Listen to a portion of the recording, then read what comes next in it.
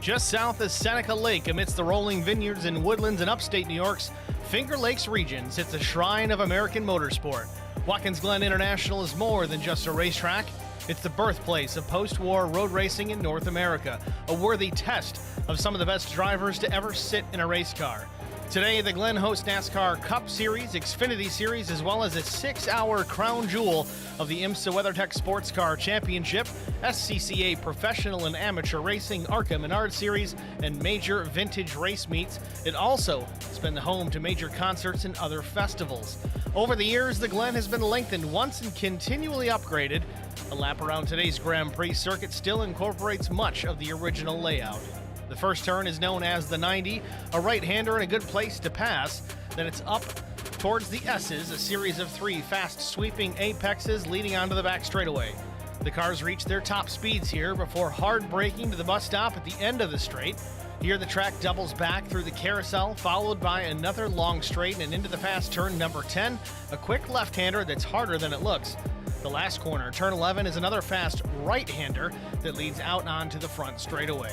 Racing first came to the Glen in 1948 in the form of the Watkins Glen Grand Prix, an SCCA-sanctioned event that ran on more than 6-mile race course over the back roads of Watkins Glen. The success of that event eventually led to the construction of a more permanent racing facility.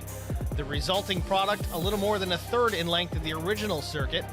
In 1957, the track hosted its first race, a NASCAR Grand National Series event won by Buck Baker over Fireball Roberts. The following year, Formula Libre showed up, and not long after that, Watkins Glen hit the big time. 1961, Formula One came to the little town by the lake, bringing with it some of the most legendary names in motorsports. For the next 2 decades, the home of the U.S. Grand Prix was Watkins Glen. The early 80s saw some tough times for the Glen. F1 held its last race here in 1980, and it was closed to all but spectator-free SCCA meets for about 2 years. The track would soon recover enough under new ownership. In 1986, NASCAR's Top Series returned to the Glen, and with it, a whole new renaissance for the track began. Tonight, it's the Lonestar Racing Truck Series. It's Fahey's Fun Factory 160. Presented by Fahey Race Wraps, and it's next here on HBR TV. Good evening, everyone, and good afternoon. Welcome to Watkins Glen, the virtual Watkins Glen International. Take a look at some race information for this evening as practice just about wrapped up here at the facility. 65 laps, 160 miles roughly, 2.45-mile circuit, 78-degree air temperature, 89% humidity, partly cloudy skies. 2-mile-per-hour breeze shouldn't affect these trucks too much out on the racetrack, but man, track temperature 122 degrees. That is a blistering track temp here. It's going to make for some very slippery conditions for these drivers, and very interesting to see it that hot. I know the admins can control that. Sometimes it's set up automatically to set itself, but with this series primarily consisting of oval racers, it's certainly going to be a challenge for all drivers out there tonight. Welcome, everybody. Again, I'm Steve Singer with HBR TV, Lonestar Racing Truck Series, here at Watkins Glen, the virtual Watkins Glen International. Take a look at practice times as they run so far. Zach Millett, again, to no one's surprise, currently the fastest on the speedway, a minute 13.28. Drew Blaze, second quick. His time, a minute 14.24, and we're going to jump right into the quali session here.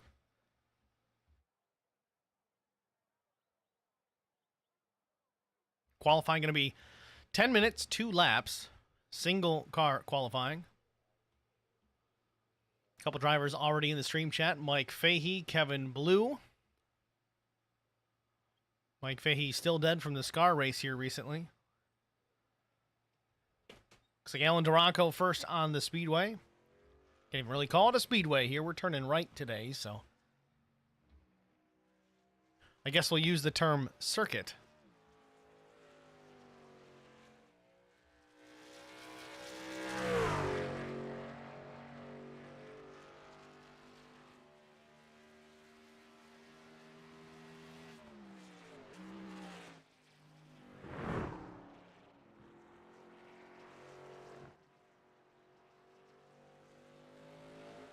Cody Anderson in the stream chat. Hi, Steve. Hi, Cody. It's become a tradition here with Cody Anderson. I don't see, is Cody in the session? Yes, he is. That's a plus. Big field here tonight. Did not expect to see this many drivers turn out for this event. It's a great racetrack, but again, as we said in the open, this is mostly a bunch of oval guys, so if there's going to be a race anyone's going to skip, it might be the road course, but doesn't appear to be the case here this afternoon or this evening. It's Alan Duranko off turn 11 here, going to take the green flag. A little loose off exit. That's going to hurt this lap. My experience in some previous practice sessions prior to the event, lap 2 definitely tends to be a little bit quicker. Truthfully, if you can get 3 laps out of it, 3 tends to be the fastest of all. Of course, 2-lap session here in qualifying, and this one's going to go away for Alan Duranko as he is the off-track right there. We'll go to Zach Millett, was fastest in the practice session. I think a minute 13.4, I think, is where we saw him lock in. See where he ends up here in the qualifying.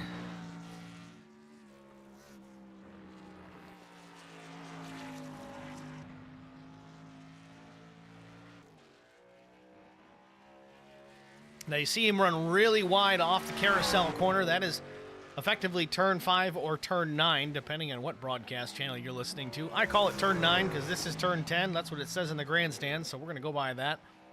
But you can go super wide off the exit of the carousel. Since they paved that runoff area, it used to be all grass and a lot closer to the tire barrier. You can use that. You cannot use the paved runoff as far as your racing line in turn 10 or down here into turn number 1 where Zach currently heads down. First lap, though, for Millett, a minute 13.356, a very quick lap. Drew Blaze, second fast so far, minute 15.04, a full 1.68 seconds slower. Millett definitely excels, well, really just about anywhere we show up, but it seems that the road courses in the truck seems to be his bread and butter.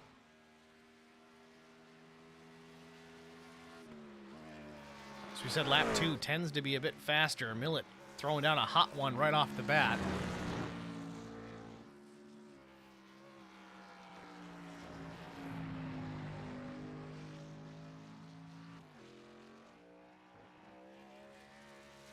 A little loose off the carousel. You don't want to swing the truck out too much like that because it does cost you time. You can't put the power down. Spinning ain't winning.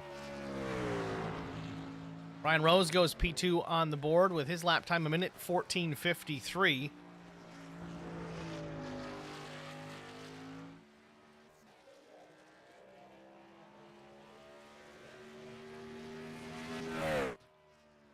Minute 13.385, actually slower for Zach Millett. Ryan Rose appearing to have some trouble into the carousel. His first lap again of 14.52. Don't think he's going to best that on his second lap of the day. Keaton Burnett out there, he was quick in practice as well, showing some drifting prowess. It looks like he's doing it again here. First lap, minute 14.789. Don't know if he's just going to try and see what kind of time he can lock in while drifting that truck, or if it's just kind of playtime for the 26. Definitely not going to be a quick lap doing that. Matt Sisler in the session. He finishes up minute 14.88. Fourth quick so far. Sisler, no stranger to road courses. He does run the road series here with LSR. Of course, that come to a close here pretty recently. We're going to be jumping up with that. The Indy cars will be running pretty soon. Let's see who else is out here. Justin Johnson in the 10X. He finishes up minute 17.930. Appears he had some issues on his first time around. Sean Roberts in the 66, also no stranger to road courses, usually accustomed to running an LMP2 machine in the Lonestar Racing Sports Car Series. Again, that just wrapping up recently. Had a pretty tough season, honestly. A lot of bad luck. Started the season off, looked like it was pretty good at Daytona. Had some good run going there, and then the bad luck beast got him. And unfortunately, he seemed to follow him around almost the rest of the season. He had a couple of races at the end that were pretty decent, but we'll see if he can translate that into a decent run here in the truck today.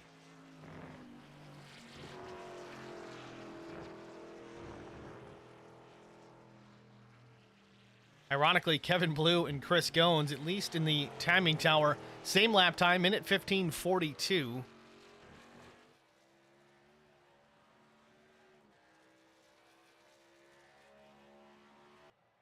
try and get some data on that.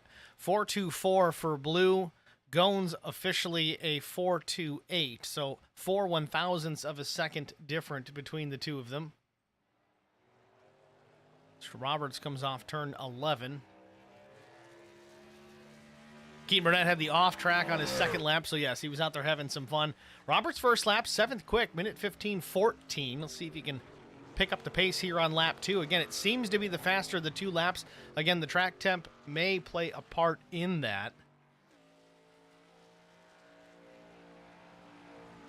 Currently 124-degree track temperature. It's up from practice. It's up from the open. It saw it as low as, I think, 118.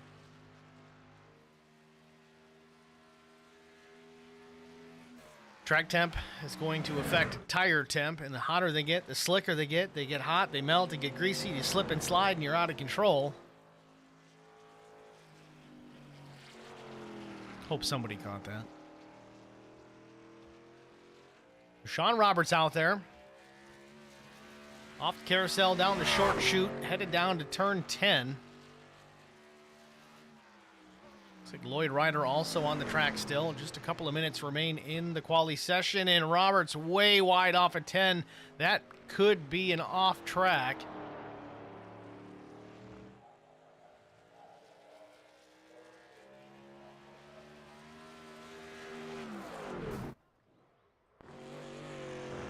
Lloyd Ryder on the track, 11th so far, minute 15:685.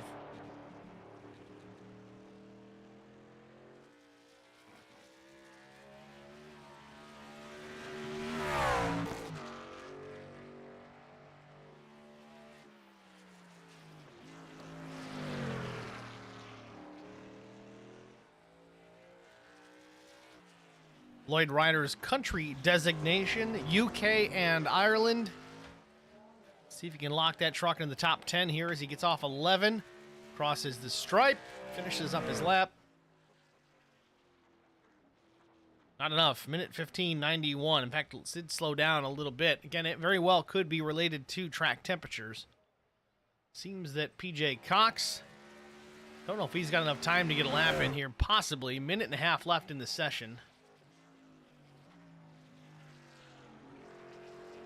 Matt Sisler saying, didn't get a good run out of turn 1 on my second lap. Couldn't get the time back, especially when I had a bit of a twitch going through the bus stop. Had to wrangle it. That's the thing here. If you start messing up corners on these road courses, it just compounds itself. You lose a 10th here, a 10th there. I mean, you got 11 turns to cause problems. You lose a 10th in each one. Well, there's 1.1 seconds right there.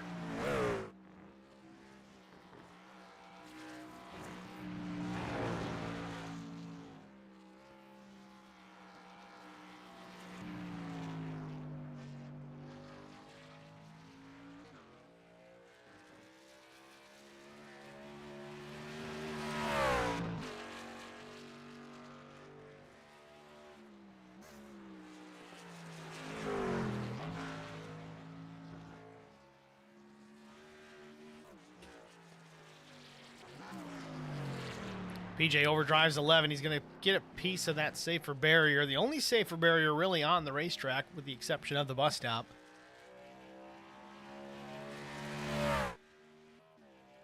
Going to cross the stripe. We do have many drivers opting not to take a time.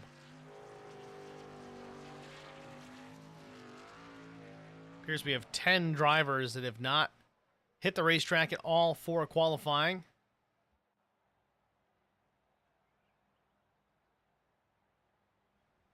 Looks like we've got 31 trucks to contend with here. A pretty solid field here from Watkins Glen.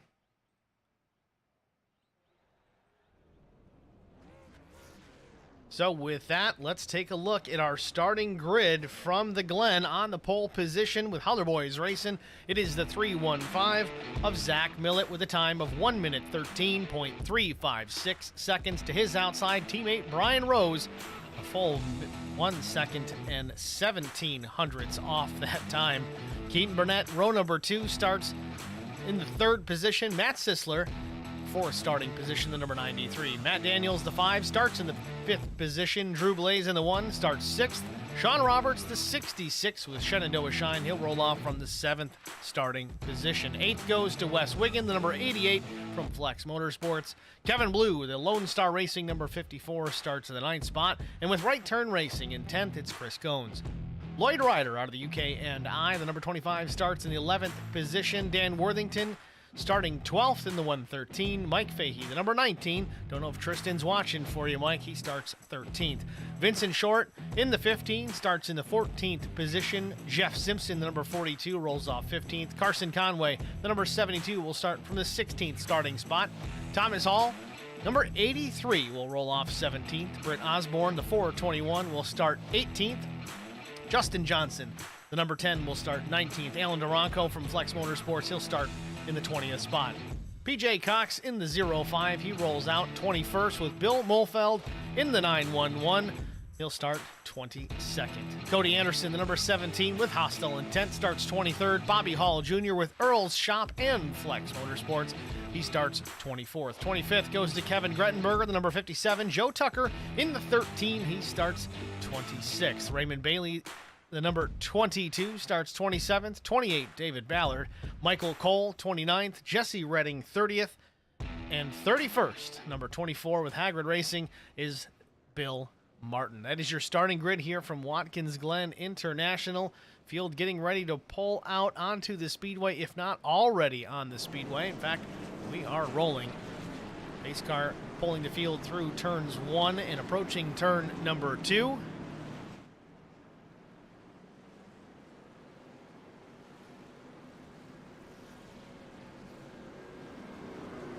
Now, Zach Millett, you see him parked there. He did take the pole, but win penalties for the 315. He's going to have to start this one from the rear. So with his pace, this one's going to be fun to watch. You almost want to watch this race from the back of the pack and watch him work his way through the field, see if he can get around all these guys without incident. It's going to be a challenge. So that's going to yield, essentially, Brian Rose the top spot. Now, he's going to have the top spot, but they just slides that row up one spot. Okay, so as the pole sitter typically at the Glen, you're going to start on the inside. Here now, with Rose sliding up a position, it looks like he's going to start on the outside row.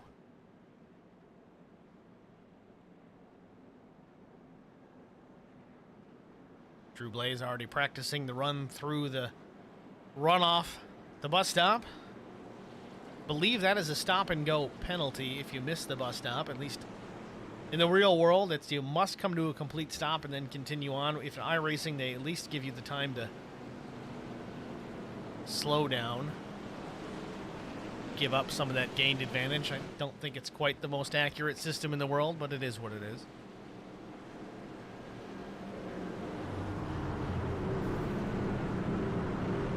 Got cars in the fence already. It looked like Sean Roberts.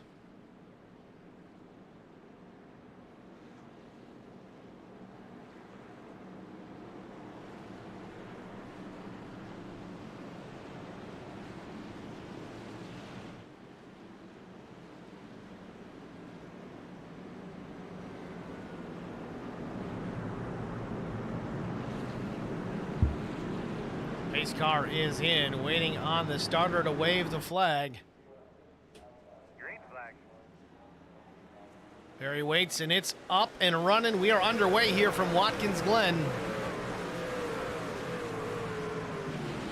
Down into turn 1, Keaton Burnett to the inside of Brian Rose. Rose can have a run out of 1, but no, Keaton gets back to the throttle a little bit sooner than the 89.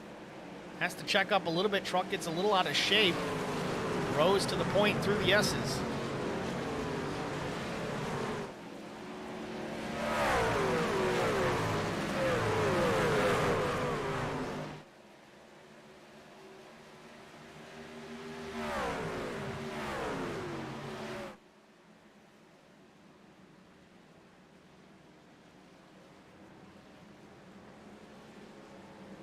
Trouble into the bus stop already. A couple of trucks coming together. Again, we're going local cautions only here today.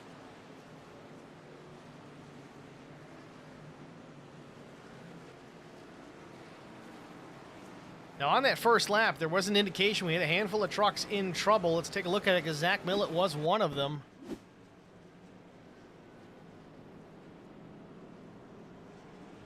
That might have been just part of the pace lap, so we're going to ignore that. Looks like everyone got through turn 1 okay.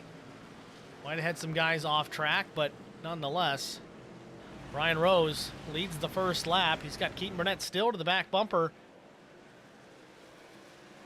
Keaton didn't strike me as much of a road racer, but for now he's keeping pace with Brian Rose, who has certainly put some time into the craft.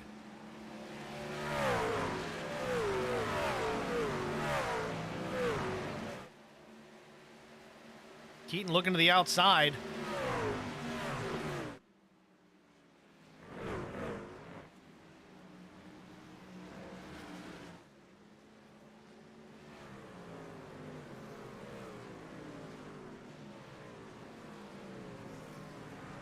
Carson Conway making some contact. Some damage to the right side of that number 72. Didn't see who he got in touch with there in the bus stop. So easy to do, especially if you're side by side through that set of corners. You really have to tiptoe through there.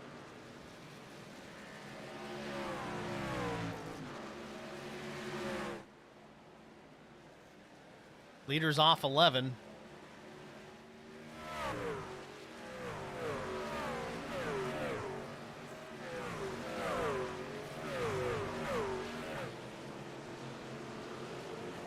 Brian Rose continues to lead. Keaton Burnett in the second spot.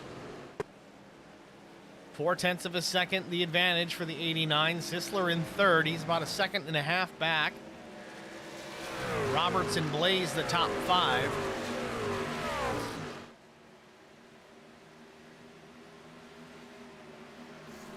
Good battle at the front of the field, though. Let's ride on board with Keaton Burnett.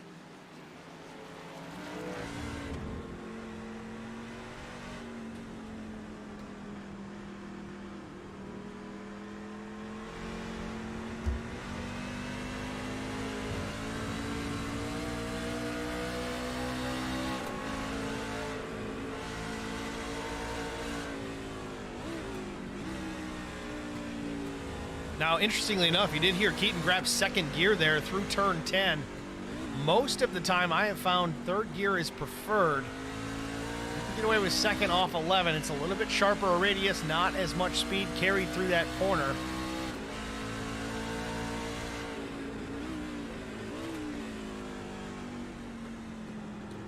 Brian Rose, a little tail happy under braking into one. It's going to open up advantage to Keaton Burnett here. He closes down on the track bar media F-150 a little bit here to the entry to the bottom of the hill in the S's.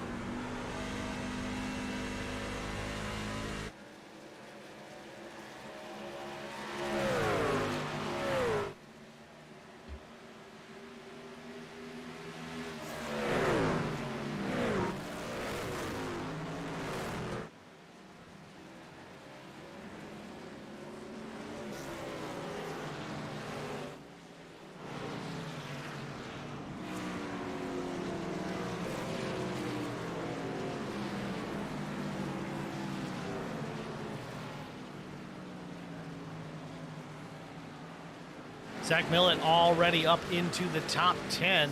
Just 4 laps in, approaching lap 5.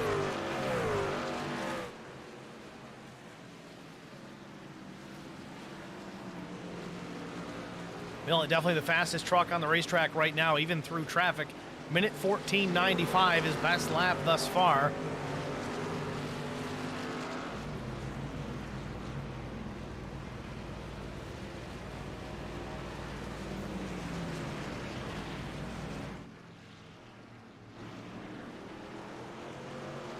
Millett taking the spot from the 113 of Dan Worthington. Millett now up to P7. Closer and closer you get towards the front, the harder they get to pass. Next on the list is Kevin Blue. Then after that, it's going to be the one of Drew Blaze, then Sean Roberts, Matt Sisler, Keaton Burnett, then Brian Rose. Majority of these drivers all with road racing experience.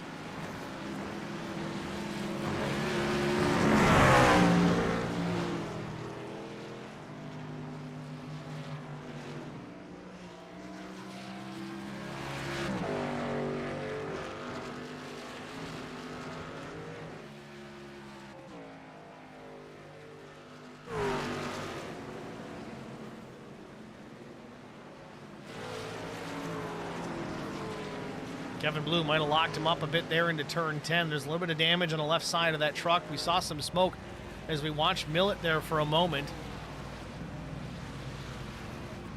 Either way, though, Blue is up 3 spots, sitting there in the 6th position.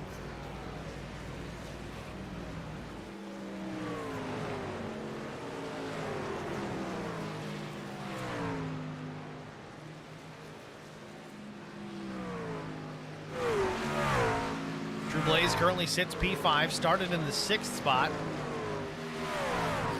A little wiggle out of 4 down the backstretch.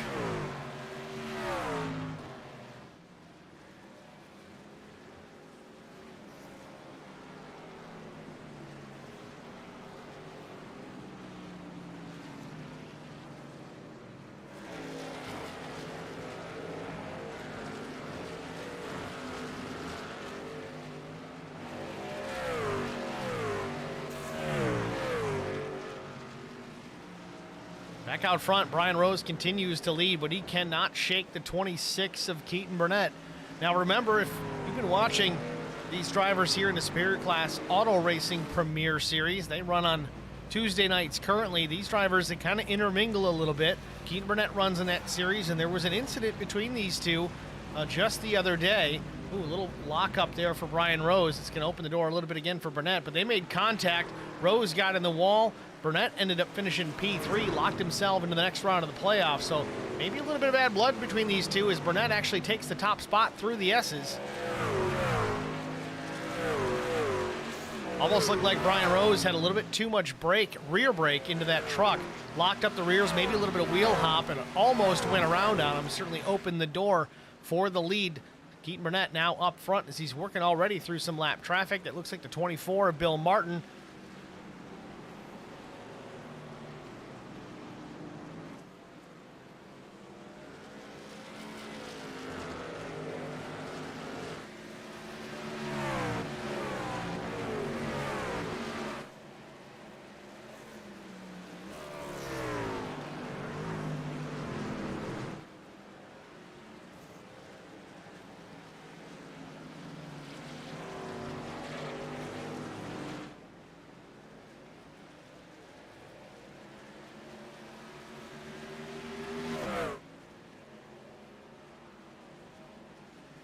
Last lap for Keaton Burnett, a minute 16:96, about 0.8 quicker than Brian Rose. Rest of your top 5, it's Matt Sisler, Sean Roberts, and Drew Blaze. 6th place is still Kevin Blue. Zach Millett still 7th. Dan Worthington, Vincent Short, Mike Fahey, the rest of the top 10.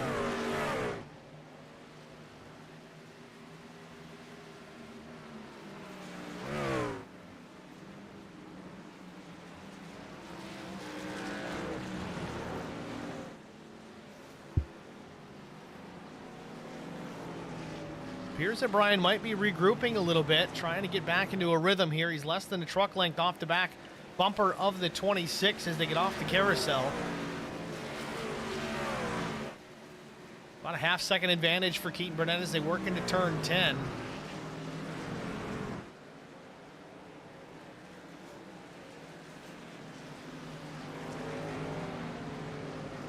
Saw how loose the 26 was on throttle off turn 11.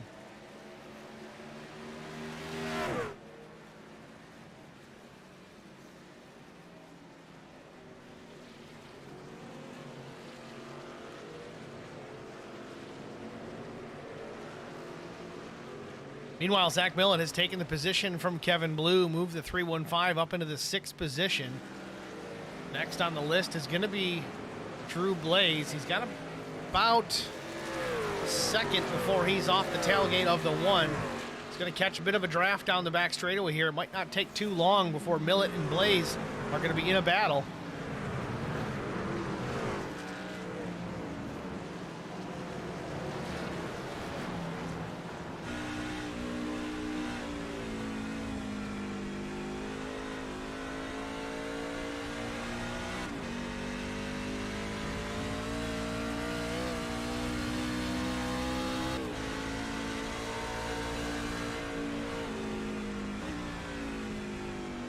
Millett taking his time, not being super aggressive. He knows he's going to have the pace on these guys. He just has to work his way by. He gets to the outside.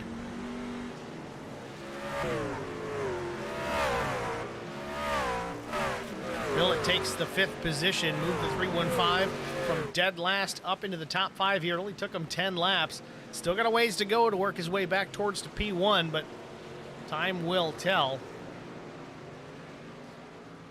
Fuel windows here tonight, I think we're looking about 25 to 30 laps, so 2-stop race for these drivers. It's going to be a question of whether or not they take tires on both of them or not. My personal preference, with the track temperature as hot as it is, I think tires on both stops are going to be preferred.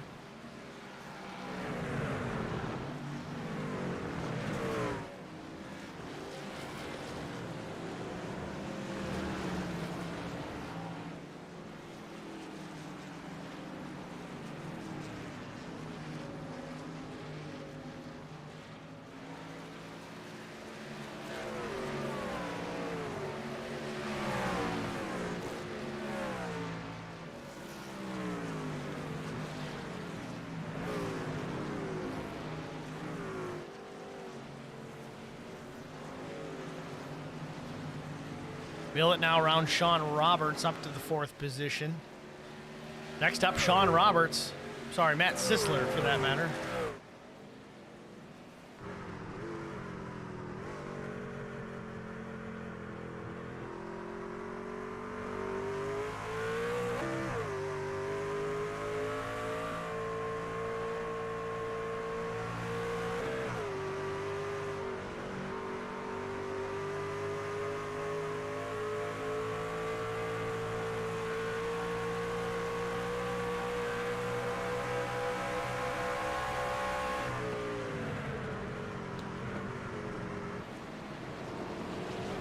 Millett's right there, putting the pressure on the 93, just looking for an opportunity.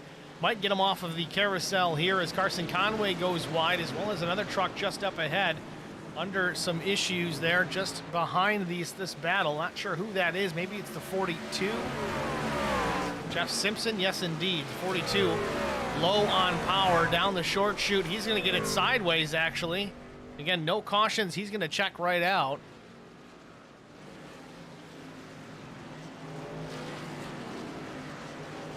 So through that exchange, Millett unable to close down the gap onto Matt Sisler. Keaton Burnett still your leader. Brian Rose, Matt Sisler, Zach Millett, Sean Roberts, your top 5.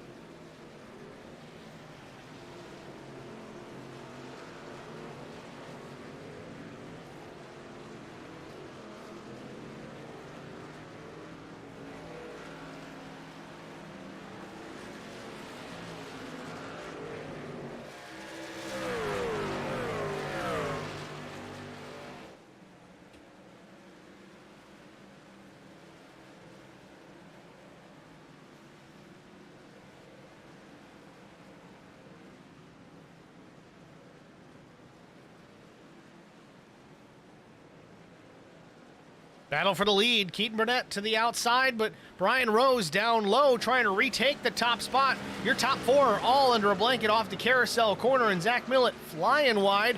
He's going to try and take the spot from Matt Sisler. Millett does it with ease, and now Brian Rose, he's going to have to look in the back, the rear view mirror. He's going to have the 315, but he's also trying to make a move around Keaton Burnett. Keaton Burnett real loose through turn 11. We saw him practicing the drift through practice and qualifying, kind of just for fun, but it saved him right there. Does lose a few spots out of it, but Brian Rose back to the point.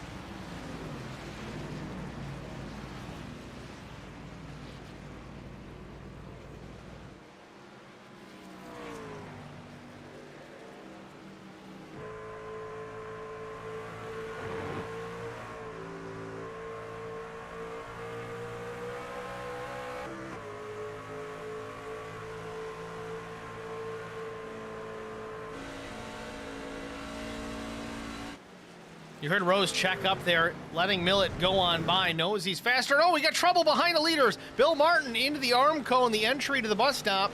Luckily, the leaders just barely scoot by.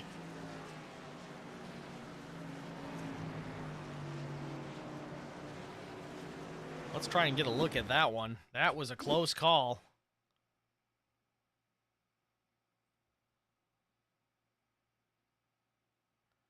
Bill Martin, the blue truck to the inside here as the leaders are approaching. He locks him up hard, catches the Armco turning in, and just barely misses the top two. Looks like the 93 of Matt Sisler does get a piece of that. Keaton Burnett slides through the grass. Drew Blaze goes on by. You got Sean Roberts taking the shortcut, which is okay in this instance.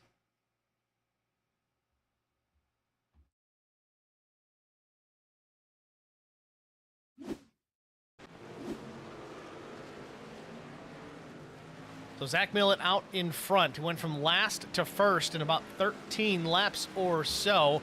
About halfway through the pit cycle, roughly. Expect to see these drivers on pit lane here in a little while. We're not quite there yet.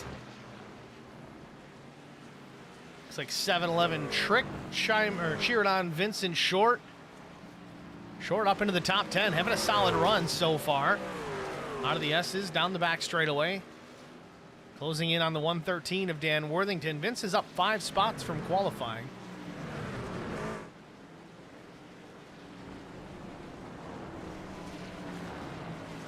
Mike Fahey running in the 10th position.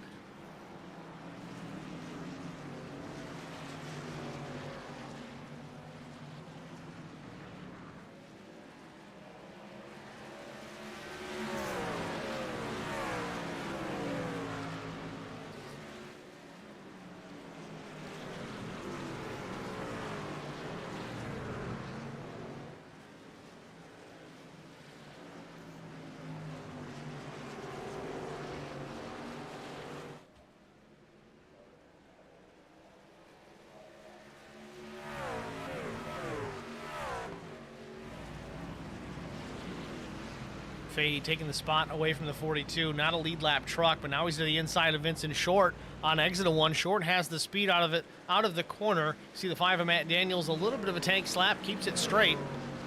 Short way out of the groove. Fahey not in the great spot either as the left-hander coming through. Vince is in a better spot for it. Fahey not so much. It's going to be a drag race down the back straightaway into the bus stop. We'll see if Fahey can close down and maybe set up the 15 for a pass. Nothing doing just yet. Shallow entry for Vincent Short into the bus stop.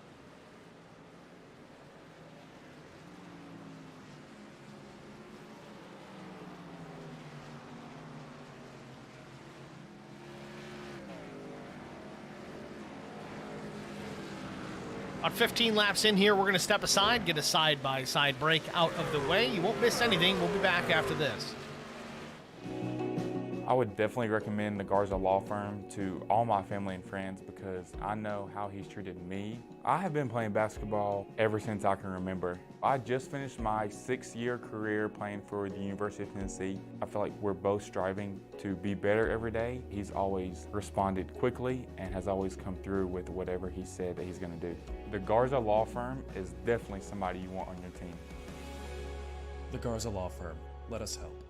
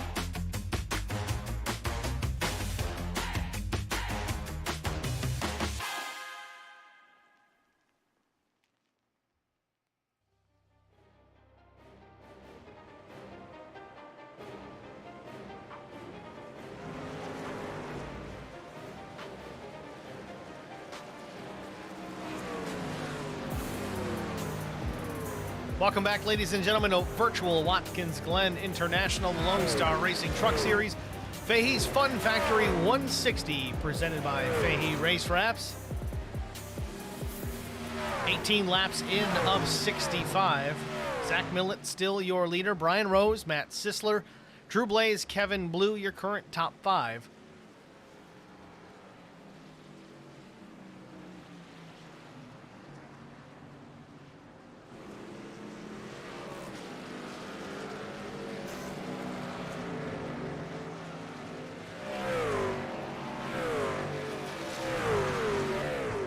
Catching up on some stream chat here. Let's see here. We talked about 7-Eleven Trick. Come on, V Short. Drew Prale. Fahey with yet another new paint to destroy. I guess Tristan's not available. He called in a sub for that one. Let's see, Eddie Rose. That 315 driver gets close to the trucks and scares them like Halloween. Eddie, Halloween was days ago. We're talking November 3rd here. Come on. Eddie Rose also cheering on the driver, the number 89. That's Brian Rose. Then Chris Myers. Love the Garza Law Firm commercial. Certainly make sure we play those in each of our broadcasts.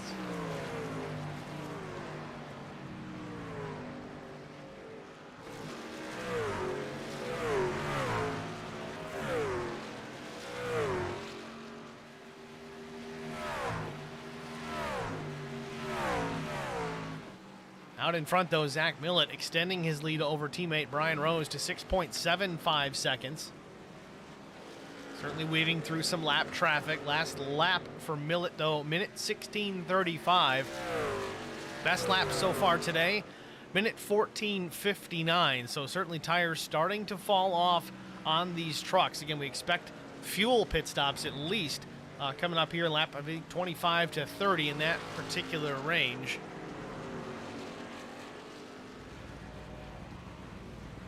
With that, that's going to make it about a 2-stop race to get her done here today.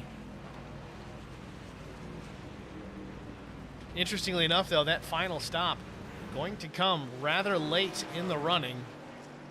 If they take it all the way to 30 laps, which I'm pretty sure that they can. In practice, we saw maximum fuel consumption, maximum laps to that fuel consumption, about 30.3 laps. I think was the absolute max we were able to get out of it. Millett, though, he is running a blistering pace. He was a little bit slower throughout the first portions of this event, trying to get through some lap traffic. Now he's, of course, out in front. Still some lap traffic to get through, but nowhere near as congested as it was early on. So save some fuel early on in the event. Of course, not necessarily intentionally. I still don't see it being extended long enough to make it a one-stop race.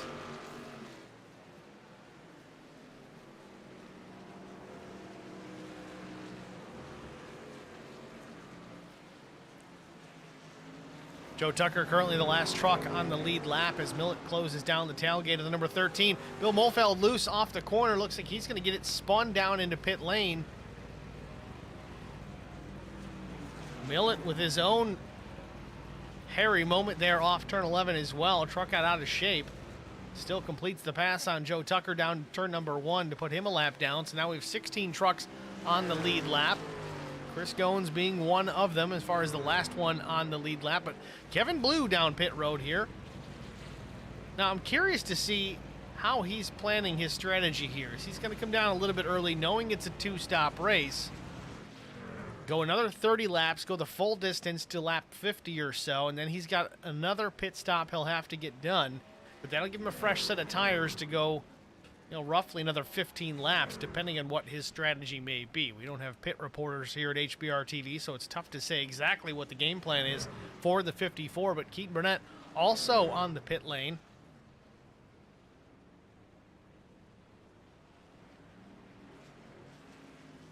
Four tires and fuel for Keaton Burnett. He is down and away.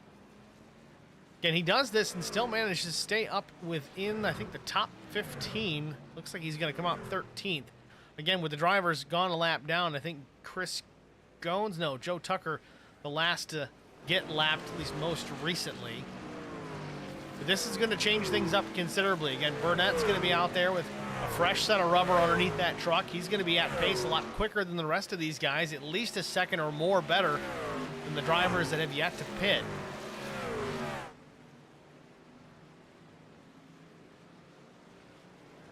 Joe Tucker, Alan Duranko on pit lane.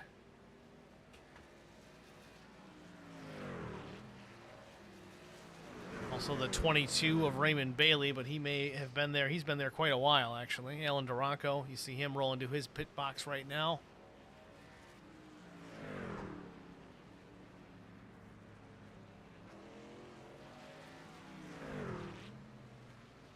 More drivers rolling into pit lane. Dan Worthington, PJ Cox.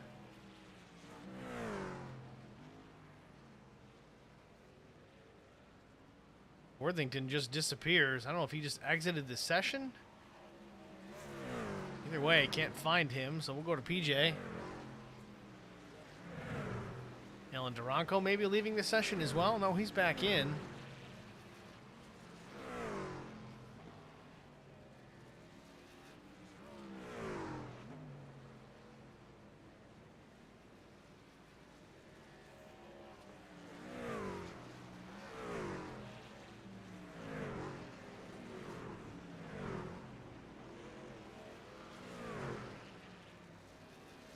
Scrolling back around here, Chris Goins, about lap 13, 10 laps to go, having his own issues down into turn 1. This was just prior to us going to break. Mike Fahey trying to make a move on the 28 as they get down into the braking zone to turn 1. Fahey gets to the bottom, no problem. Goins gets to the high side, a little over rotation onto the curb, spins the truck out right at pit exit. Catches the tire pack just slightly.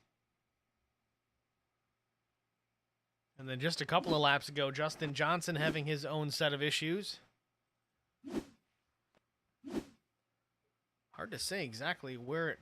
He had a couple issues, actually. Lap 17, this one is. Justin Johnson, this is exiting the S's. My guess is he's going to get on the brakes too hard, and he's going to hit the Armco on the entry to the bus stop. So easy to do. Yep. Just like Billy Martin, we saw the same thing happen to him. Too much rear brake. Start your turn in. It gets that right rear a little bit unloaded, and it can easily lock up, and then you are just a passenger at that point.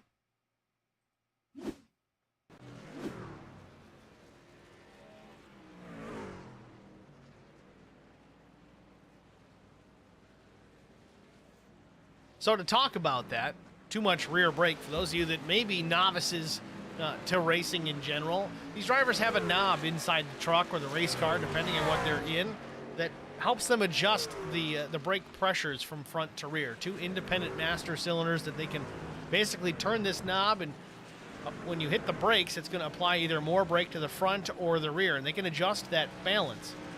The trick is you adjust the rear brake bias as far to the back of the truck as you can, and really what that does is it helps you brake a little bit later.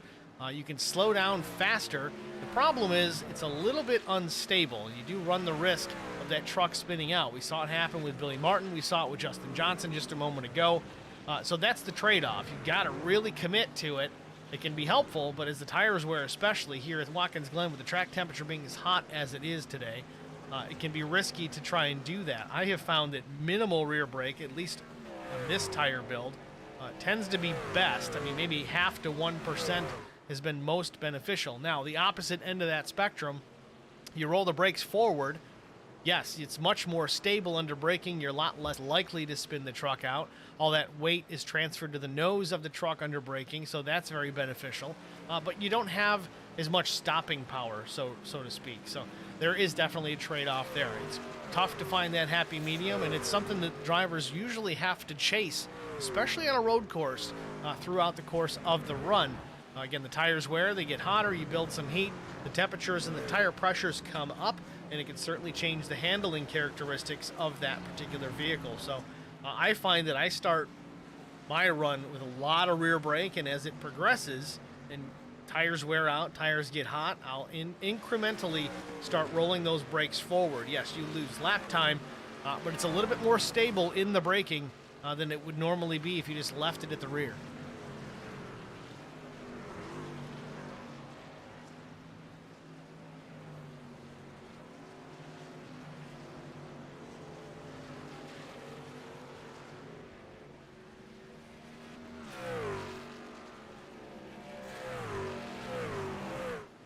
Lap 26 on the board for Zach Millett as he enjoys a 10-second advantage over teammate Brian Rose. Got to imagine that he is within about 5 laps or less, making his first scheduled pit stop of the day.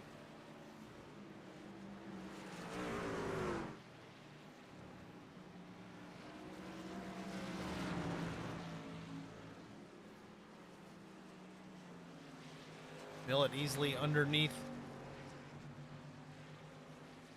the 94, a lap down.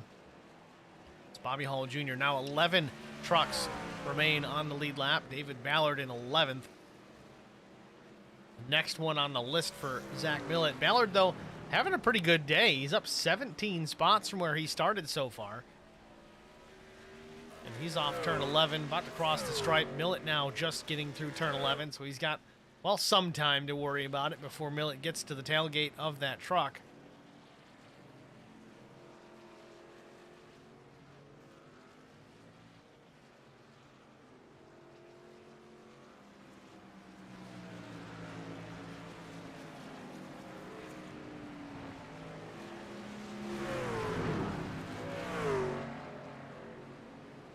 Billy Martin slow off turn 4. Ballard has to take evasive action.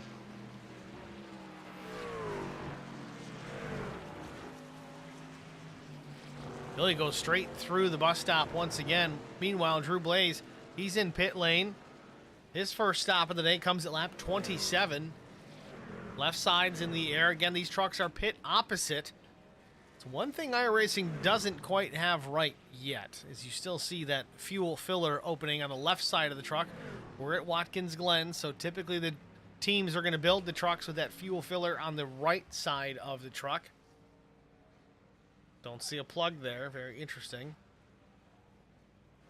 Tristan Sykes in his stream chat. I'm just here to watch Fahey wreck. Fahey running in the 5th spot right now as he works through the bus stop.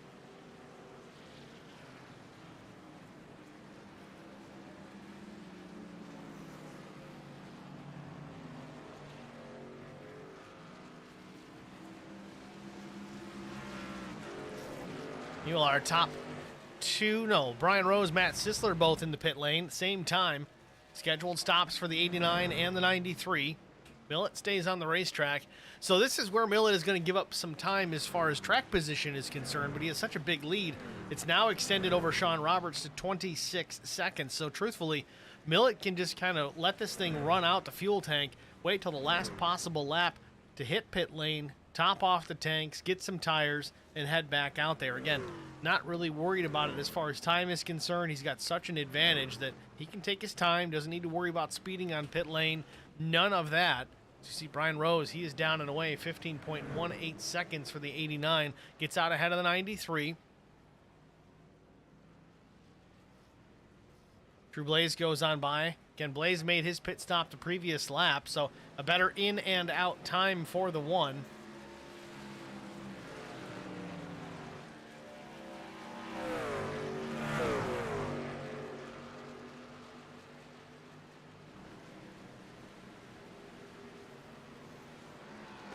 So just like that, now Millett in pit lane.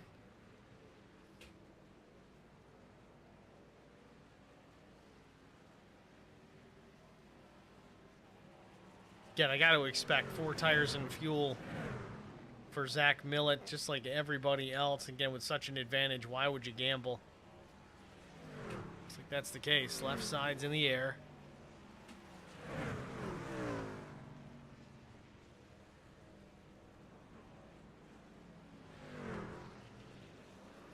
Millett down and away, clean stop. Vince Short now in pit lane as well. Vince was up to the 5th spot, now down 6th and 7th as he hits the pit lane. Short having a solid run here, that's all you can ask for. Some of these drivers come in knowing they're outpaced, but Short having a good run here, has been hanging around the top 10 for sure. Got the truck into the top 5 through this cycle of pit stops. Let's see if he takes tires. He does.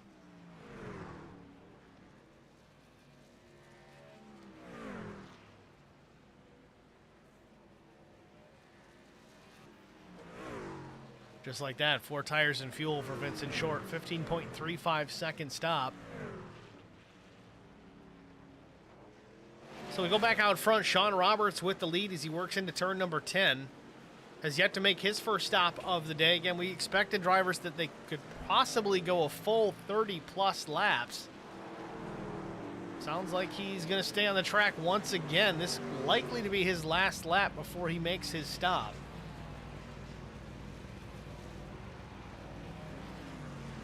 Now, we've seen Roberts actually been able to save some fuel on some of the ovals this season.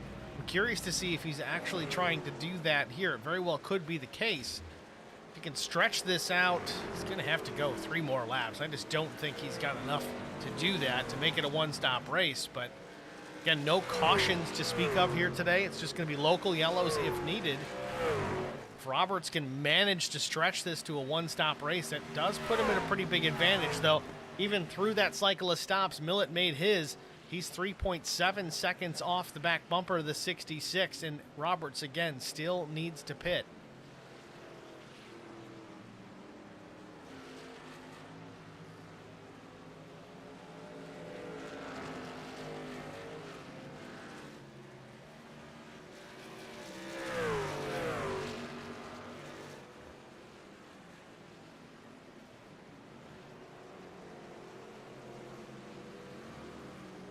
Watching the 66, we'll see if he dips down, hits pit lane for his scheduled stop. It appears that is going to be the case. A little bit of left front damage on the 66 as Millett retakes the top spot. So still a 2-stop strategy at minimum for all of these drivers, some opting to get down pit lane much sooner than others. We'll see how that comes into play here later on in the race. Meanwhile, back out front, Zach Millett, now Kevin Blue in the second position. Now remember, Blue is one of those drivers that opted to pit a little bit sooner than what the fuel had dictated, and it certainly has helped because it's put him into the second spot, 13 seconds behind Zach Millett. Now remember, Millett made his stop. He had about a 26-second advantage over Sean Roberts at the time. So this has actually cycled everybody back through pretty close to Zach Millett, but again, with Millett on fresher rubber here, I'll be curious to see how long Kevin can hang.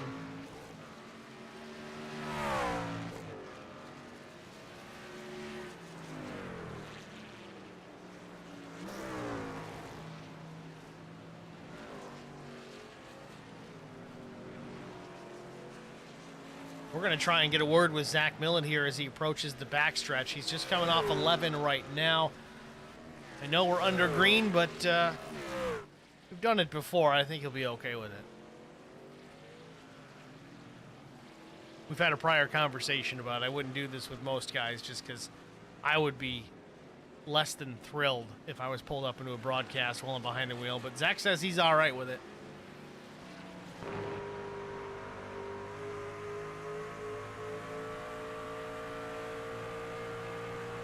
Zach, it's Steve in the booth. You got us? Yes, sir. What's up? Figured we'd go to you under the green since we don't have any cautions to work with. Hope that's okay as you see working your way through the bus stop right now. How's the truck feeling, especially on fresher tires now that you completed that pit stop? Well, right now it's absolutely perfect. I burn up my stuff pretty quick trying to come up through the pack the first run, and it's almost like a Allure getting some tires now. It couldn't be better. The track's a little warm, but it's not bad. Well, last time by, a minute 13:98, your fastest of the day. You worried about the rest of this? You got one more stop that you got to get done here before we call it a day here today. Yeah, there's definitely no 11s with this track temp, but yeah, we got to do, it looks like one more stop, but if we keep the pace we're going right now, we're just going to stretch it out as long as we can, and hopefully that one more stop will be good enough to make it to the end. All right, Zach, we'll let you go, man. Thanks for talking to us while you're running. Appreciate it. You got it, man. Zach Millett, under the green flag, decided, yeah, I'll talk to the booth, no problem. You could hear him definitely in full focus mode there. It definitely slowed him down. Minute 15:74 was the last lap while we were in his ear. That's why we try not to do it unless they are okay with it, but I'm sure he'll recover. He's still got an 18-second advantage over now Drew Blaze in the second spot. Sisler back to third, Kevin Blue fourth, Brian Rose fifth.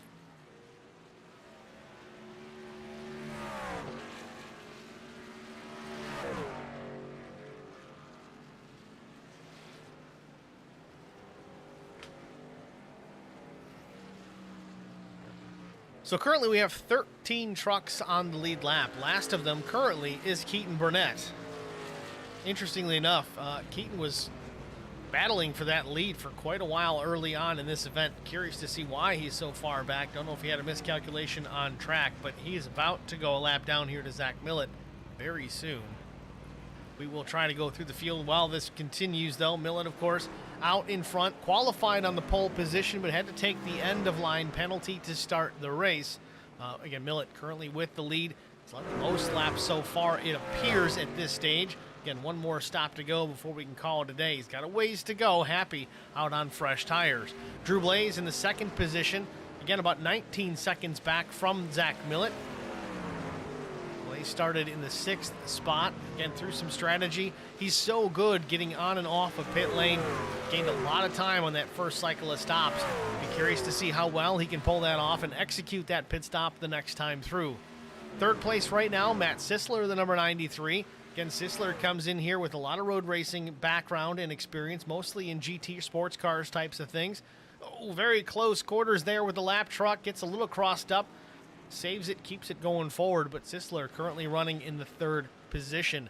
Brian Rose didn't qualify on the pole position, but through Zach's EOL penalty at the start of the race, was able to start out in front, albeit on the outside. Quickly took over the top spot, battled with Keaton Burnett for a little while, but finds himself running in the 4th position.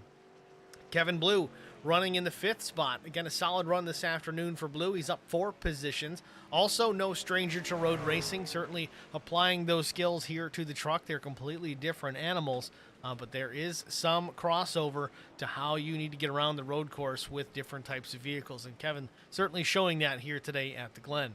Sean Roberts, same story. No stranger to road racing. Started 7th. He's up to 6th, but we see Kevin Blue on pit lane. Again, we expected this.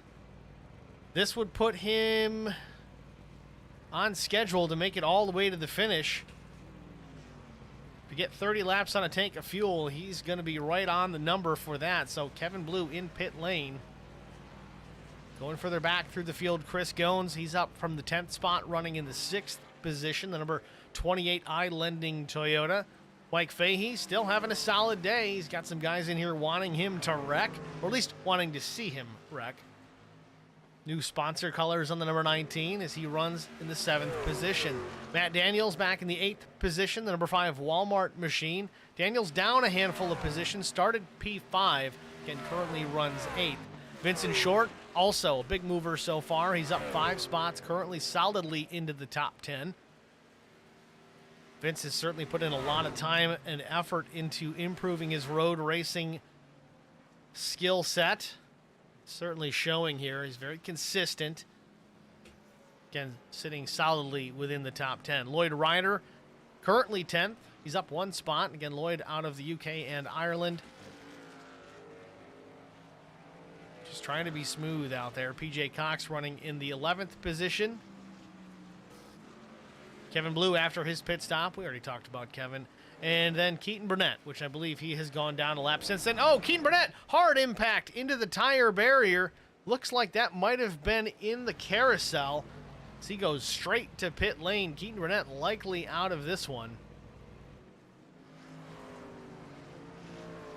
So now PJ Cox, the 11th place truck, the last truck on the lead lap. And you see Zach Millett there in the background. He's going to be closing down on that Sundrop 05 here pretty soon.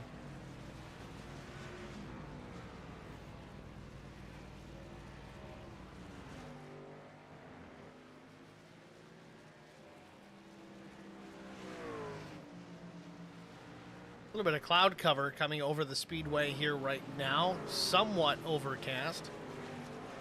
May cool track temperatures slightly, might increase some lap times here, or decrease them for that matter.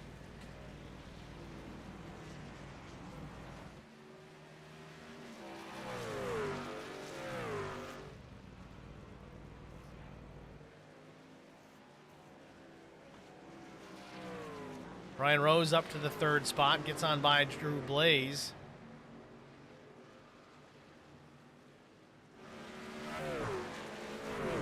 Drew trying to go by Bill Molfeld, slower truck to the bottom.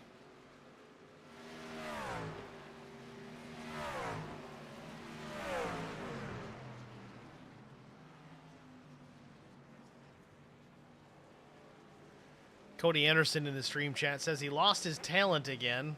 I didn't catch what happened with the 17. Let's see if we can find it. Looks like we have found it. Lap 32, about 6 laps ago. Down the backstretch, curious if he locks up the rears and gets into that inside Armco into the bus stop. We've seen it happen twice already with other drivers.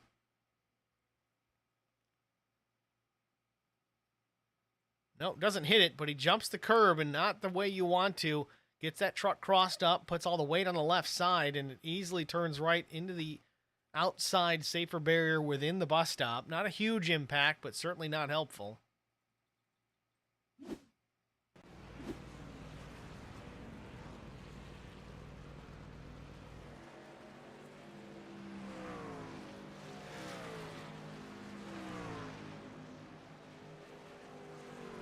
So current top 5 is Zach Millett, Matt Sisler, Brian Rose, Drew Blaze, Sean Roberts.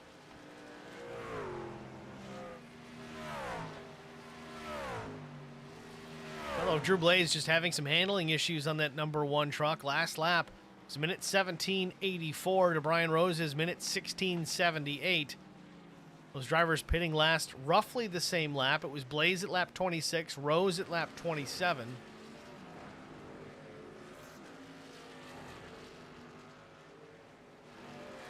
Taking a peek at the weather once again. Track temp still toasty though, 123 degrees.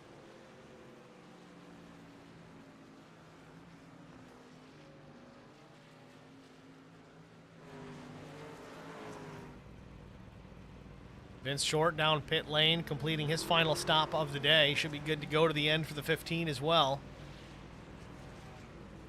Now with Vince being a little bit off cycle here, this could work to his advantage. Guys that wait to make that final stop. Yes, they'll be on fresh tires late in the run, but will there be enough time to take full advantage of them?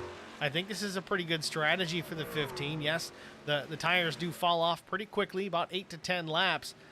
But he can gain a lot of time right now, or force guys to make their pit stops. It just depends on if they caught that that stop was made, or if they see him in that relative that he's closing down. Lap times are coming down. They're faster for Vincent Short. If guys start to take notice, they got a decision to make. Do they make their pit stop early, or do they wait until they're out of fuel?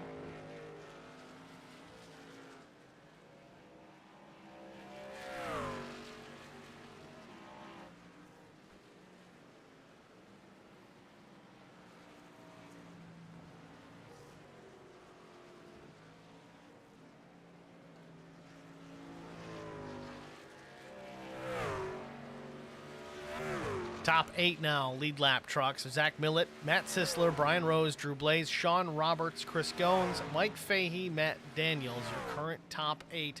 Again, all trucks in that top 8 still on the lead lap, at least for the time being. Fahey about 1 minute and 2 seconds behind leader Zach Millett currently. I'm sorry, Matt Daniels, that is. Before he's going to go down a lap, it's going to be about a 10-second gap from Millett to the back bumper of Daniels. It won't take too long for Millett to catch him, albeit tires are starting to get hot and wear on everybody's truck, including Zach Millett. 42 a little bit crossed up on exit at 10. He's going to go real wide through 11 here.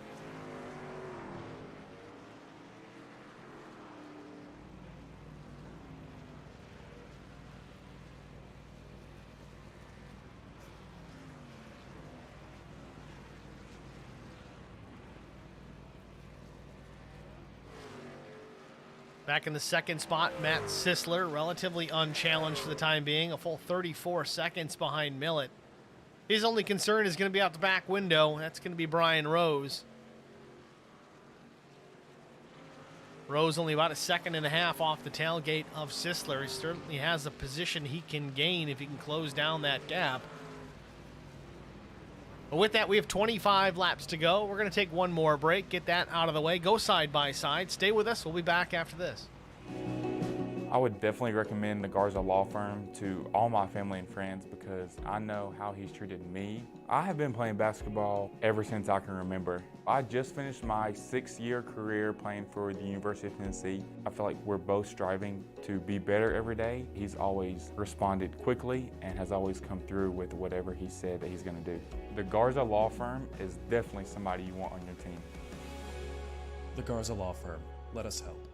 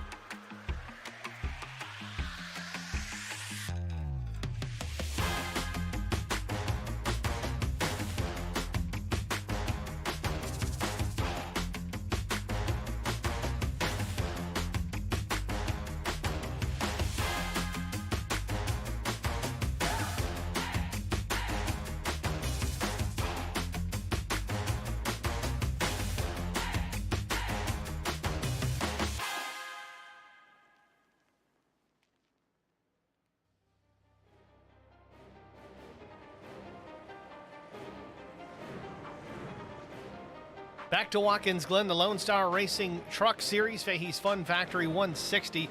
Big turn of events here this afternoon. Right now, Drew Blaze was making his final stop of the day. Got popped by the speed police, it looks like. Had to serve a 40-second penalty in the pit box. That's going to throw his race away, it seems. Blaze currently listed in the 12th position. Granted, he is on fresh tires. He's going to make up some ground, but we're going to start seeing a handful more of these green flag stops start to play out here as the race winds down. 21 and a half laps remaining for Zach Millett. He has a pretty big advantage still over Brian Rose, who's now taking over that second spot. See, Sisler completed his pit stop. He is out in front of Millett for now, again on fresher tires. We'll see if Millett can do anything with that Ford into the bus stop.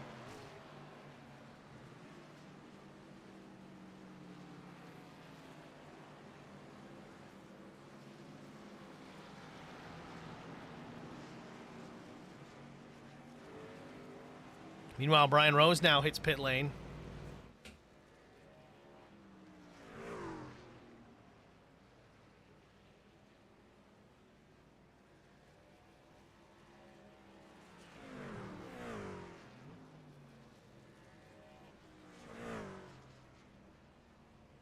Rose clean into his pit box.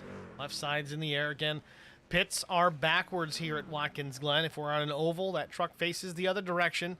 They pit the left side first and then the right. Not the case here at Watkins Glen. Completely opposite. Brian Rose, good stop. 14.73 in the pit box. Zach Millett now also down pit lane. His final stop of the day, along with Mike Fahey. He's in pit lane as well.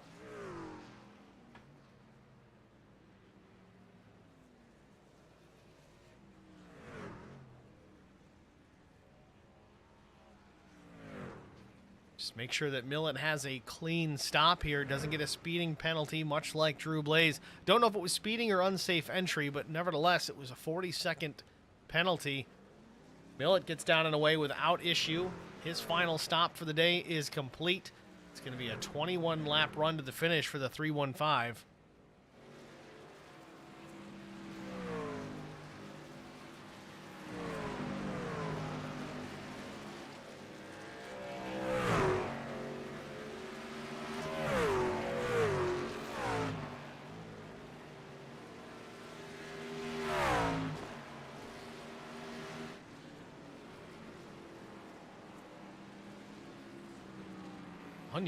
Unusual mistake by Zach Millett. Their entry to the bus stop got a little crossed up, put the left sides in the grass. Don't usually see that out of Zach Millett, especially here on the road course. Got away with it. Stays out in front. Again, 39 seconds back to the 93 of Sisler. Sisler again in the second spot now. He's got about 3 3.75 seconds over Brian Rose in second. You see Rose getting off turn 4 right now. Sisler just into the braking zone for the bus stop.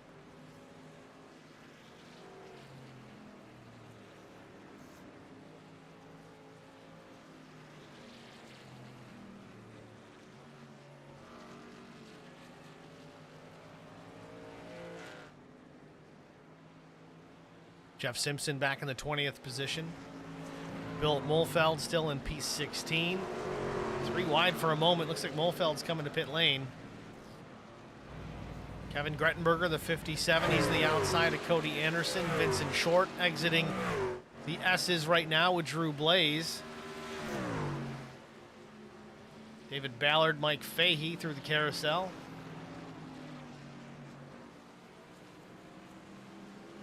And not for position. Fahey tries to get underneath. Again, swinging it wide out of the carousel. It's ugly, but it is definitely the fast way around.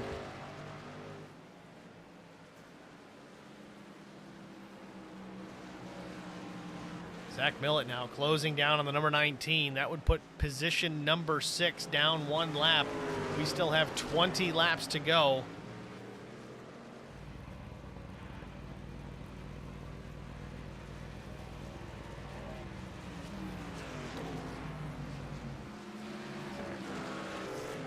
Jesse Redding in the 15th spot, the number 21.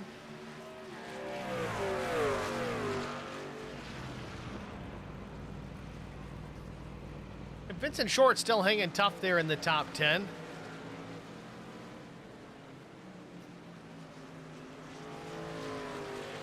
Keaton Burnett, 18 viewers and only 6 likes. Those numbers ain't cutting it for me.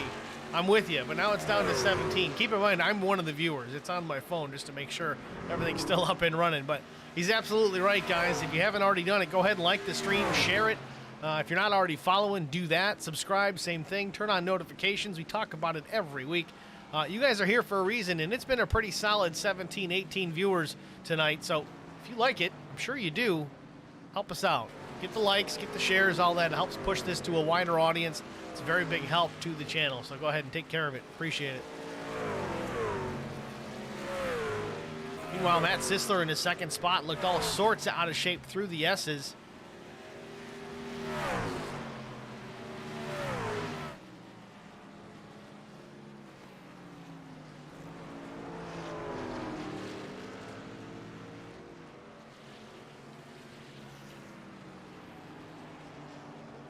Watching this battle with Vincent Short and Chris Goins, they've been going at it hot and heavy here for a little while. We've got 18 laps to go. Short currently has the position. That is position 9. Both drivers solidly in the top 10, but Goins appears to be a little bit faster. Last lap he was indeed.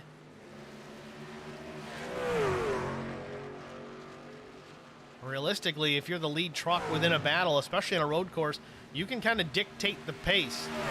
If you choose different lines, kind of take the preferred line away from the faster truck, makes it very difficult to pass, even if you are quicker.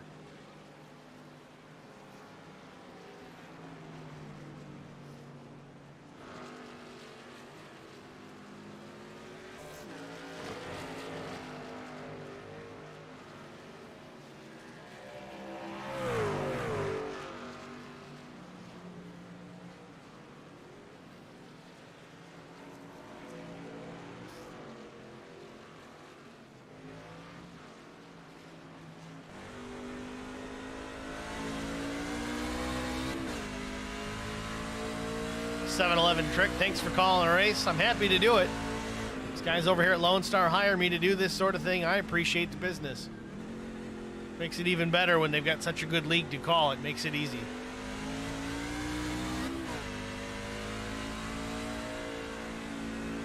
So, last pits for these drivers. Chris Goins, lap 41. Vincent Short lapped 37. So the disparity between these two drivers as far as tires are concerned is definitely going to show itself the longer they go on this run. I mean, honestly, if I'm Chris Goins, I'll just comfortably ride behind Vince Short right now until that happens. Oh, a little loose off exit of the bus stop. Truck gets out of shape. It's going to spread out the distance between himself and Short through the carousel. Again, we see some drivers opting not to go over the curbing on the exit of the carousel. Drivers are not doing that. They're giving up a lot of time. Closes the gap considerably in turn 10, though.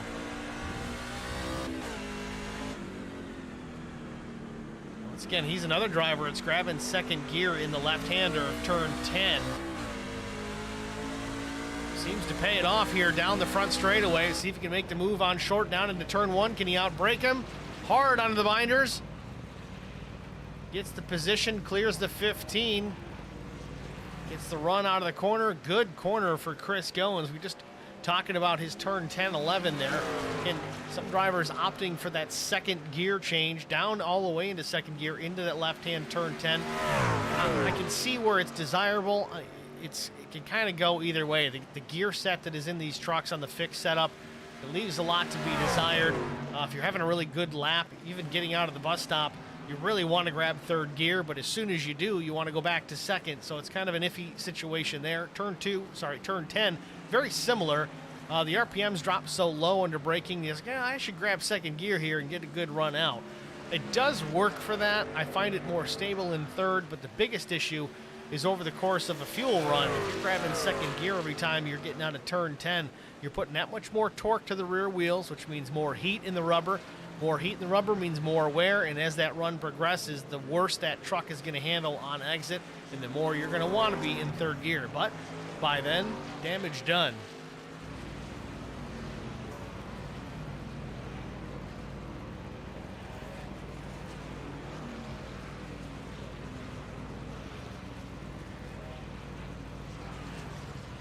Zach Millett still out in front. He's lapped up to P4. So current lead lap truck, Zach Millett, Matt Sisler, Brian Rose, Sean Roberts. Fahey just recently going down a lap. Roberts not far from it. Brian Rose not too far from it. Again, we've got 15 to go. Millett has an opportunity here to lap the field.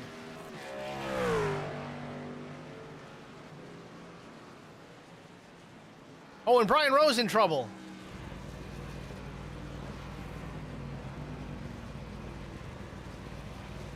And Vincent Short also having an issue in the bus stop. Let's go back and look at it here. It showed Brian Rose crashed. I know he's slow off 11. Was catching the 57 of Grettenberger here. Gets the truck turned hard left to the inside. This is between 10 and 11. He's to the outside for corner entry here to 11. Maybe a little bit late on the brakes trying to make the pass. Comes down the bottom. Yeah, and just clips the 57. Gets crossed up. Don't think he hits anything. No, it stays off the arm code, but he has to get it straightened back out. And then moments later, Vincent Short having his own problem. It appeared to be in the bus stop.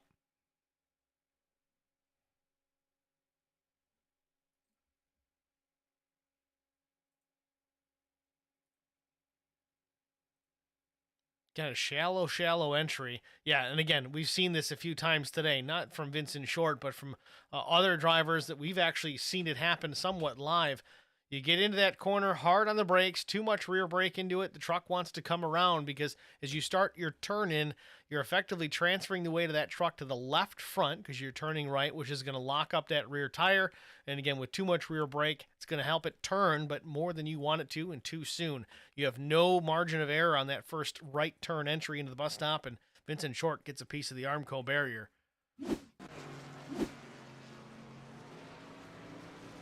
Not terribly damaged. I don't know how the truck is handling, but it doesn't look as bad as you might expect it to.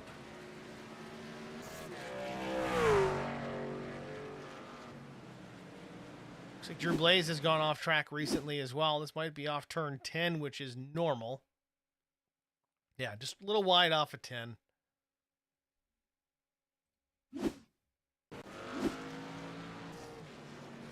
So Millett still unchallenged. He's got a 53-second advantage over second place. Oh, he gets the left side in the grass.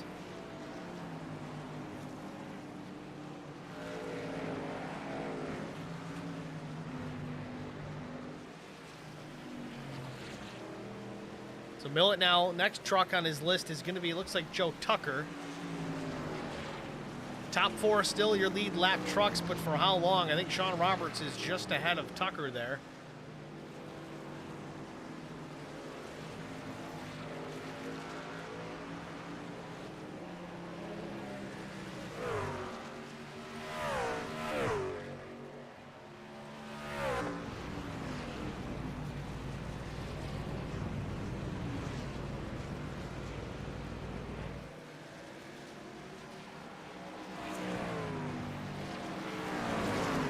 Last lap for Millett, a minute 16:59. Not a whole lot faster than Sisler's 16:66.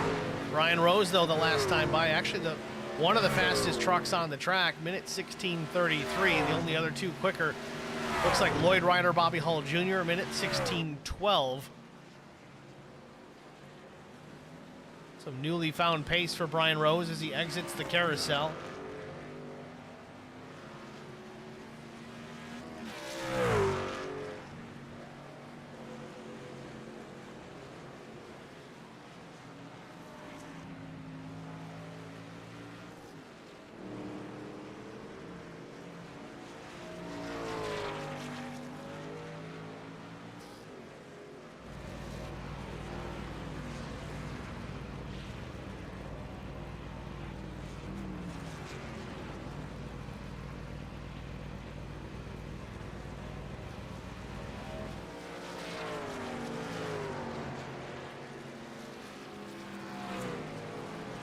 Checking some other battles throughout the field. Kevin Blue hanging on to the 6th position. Little loose off corner exit, battling with Matt Daniels. Daniels runs 7th, right to the back bumper. Daniels crosses over, looking for a spot to the inside in turn number 1. Does he have it? Tries to outbrake the 54. Luckily, Kevin does not come all the way down. They would have made contact. Drew Blaze slides back by himself there in the 8th position. Again, Blaze trying to recover from a pit speeding penalty.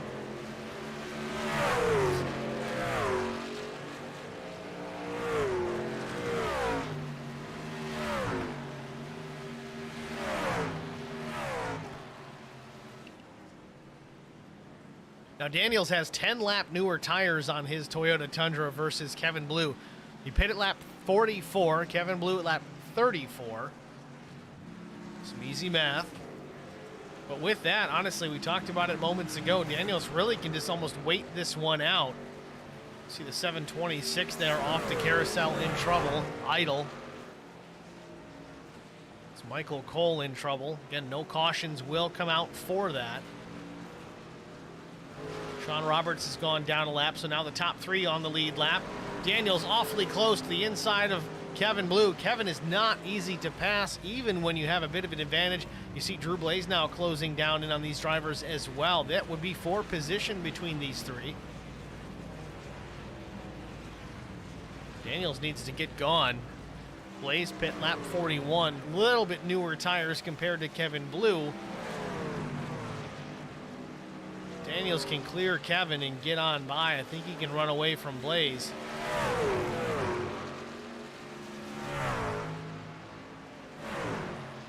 Drivers in the grass off the exit of the S's down the backstretch. Kevin just taking the defensive line through the bus stop. It's the way to do it. It's not a block. Oh, real loose off the exit of the bus stop. Kevin in the grass straightens it out. Doesn't hit anything, but Daniels is going to take the spot. Blaze is also going to go on by. Drew Blaze now up to P7. Daniels to P6.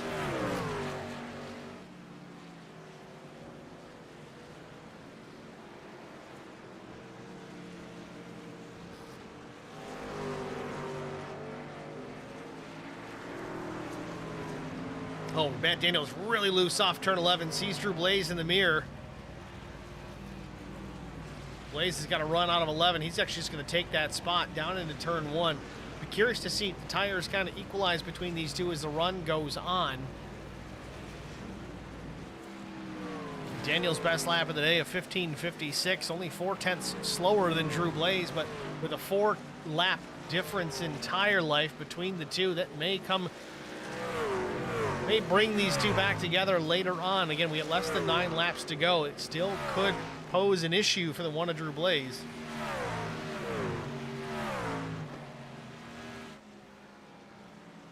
It's back out front. Zach Millett still with the lead. It's just gone by Justin Johnson.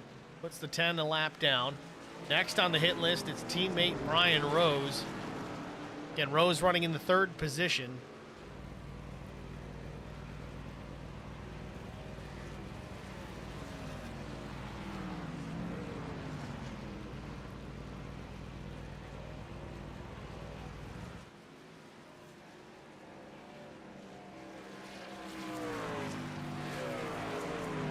Well, it looks like David Ballard had an incident on track. Has trouble in the bus stop. A little wide off the line. Goins tries to get on through.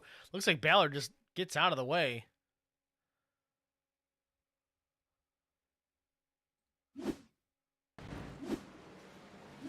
Joe Tucker also with an issue. Looks like down into turn 1.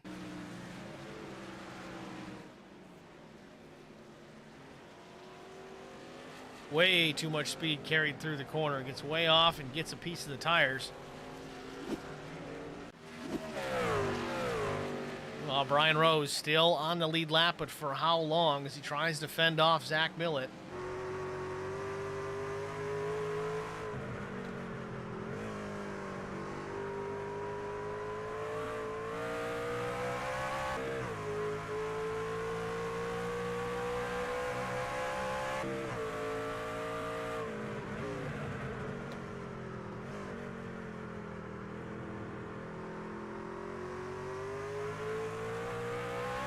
Good corner for Brian Rose. Really stretches it out a little bit over Zach Millett. Both drivers on similar pit strategy. Millett's tires 1 lap newer.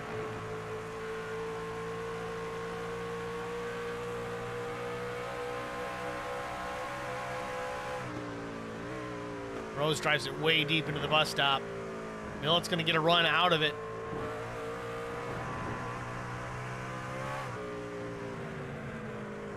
Millett with a grip on the bottom. There's a lot of grip to be had on that inside curb.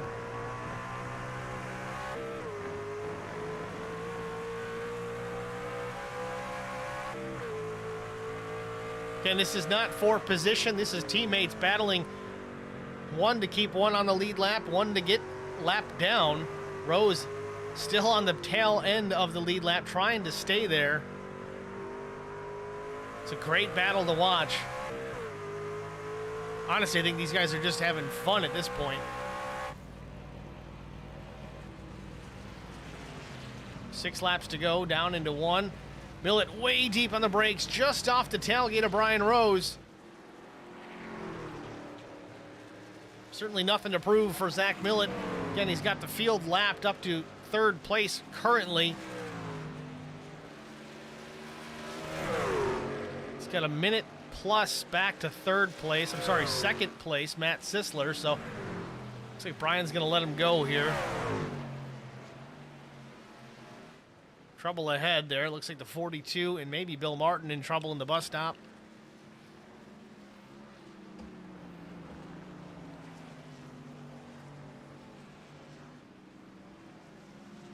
Shows you how difficult it is to pass at these road courses. Millett was right to the back bumper there of Brian Rose for a couple of laps.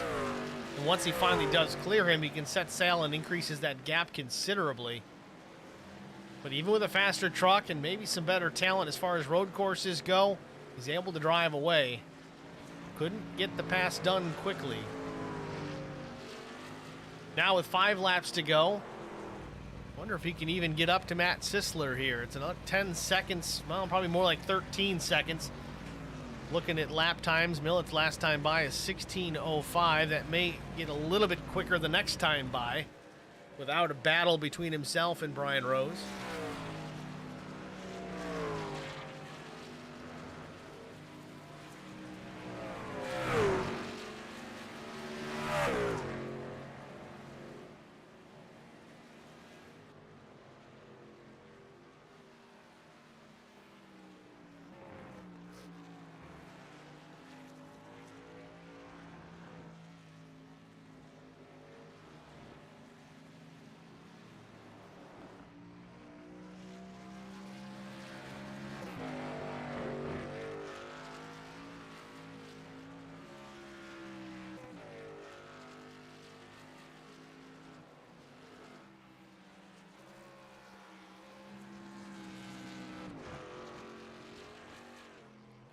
Billet gets a little crossed up there in the exit at 10. Has to check up a little.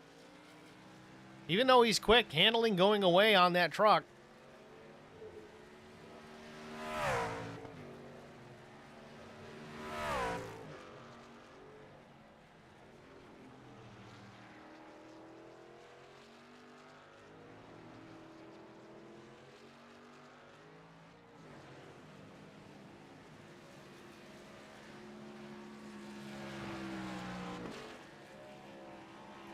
Four laps to go for Zach Millett. A 1 minute 5 second advantage over second place. Everyone else a lap down.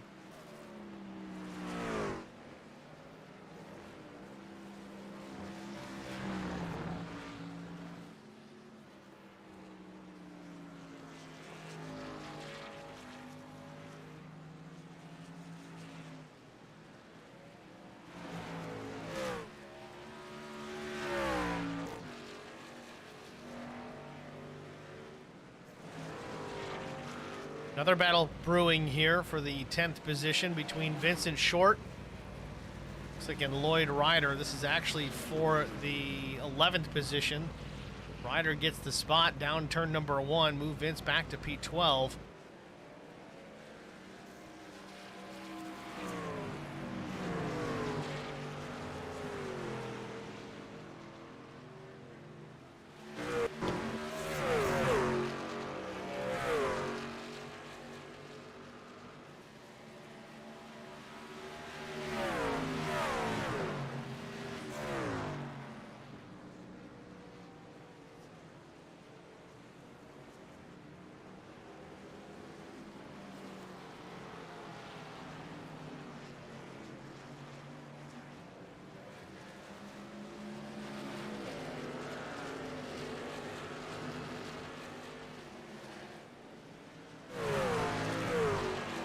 PJ Cox in the 10th position. He's got Lloyd Ryder quite a ways back.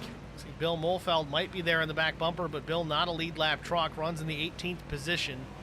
His last stop lap 43 to the 44 of PJ Cox, so pretty similar tire strategies between these two.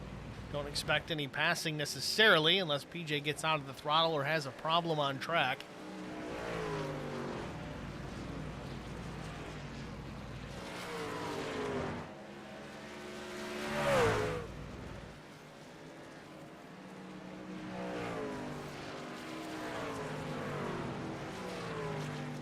Matt Sisler running into some lap traffic.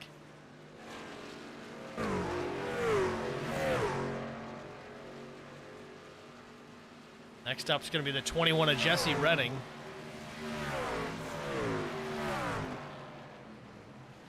Got a lap and a half to go for Zach Millett. He's down the backstretch here. And you see the second place machine of Matt Sisler just getting out of the bus stop. Millett on cruise control last time by, minute 15:91, still considerably faster than anyone else on the track right now.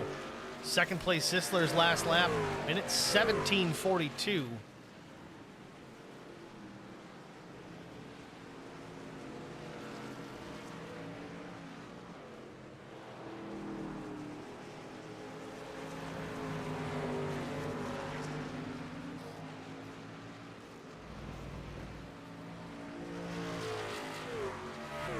Millett off turn 11 here, coming to the white flag.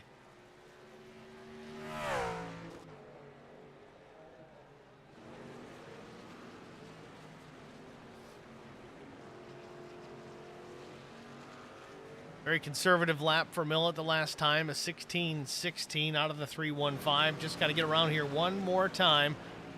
I know it's a thing of pride. He probably would have liked to get up to Sisler and maybe put him down a lap to say he lapped the field, but I guess all but one still pretty good bragging rights. We've kind of expected he was going to come out here and win this thing. So he's down the backstretch for the final time.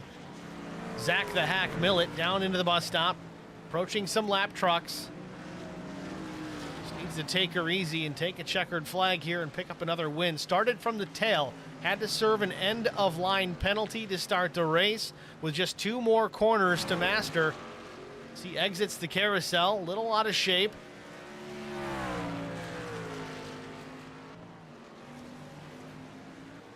left and a right, and that'll do it for Zach Millett. Through turn 10 on corner exit. Swings the rear of the truck just a bit.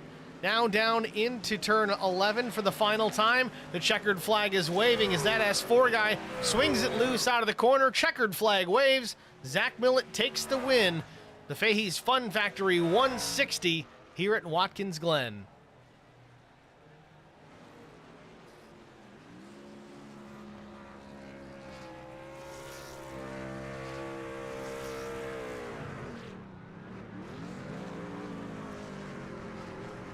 Millett not wasting any time for the burnouts.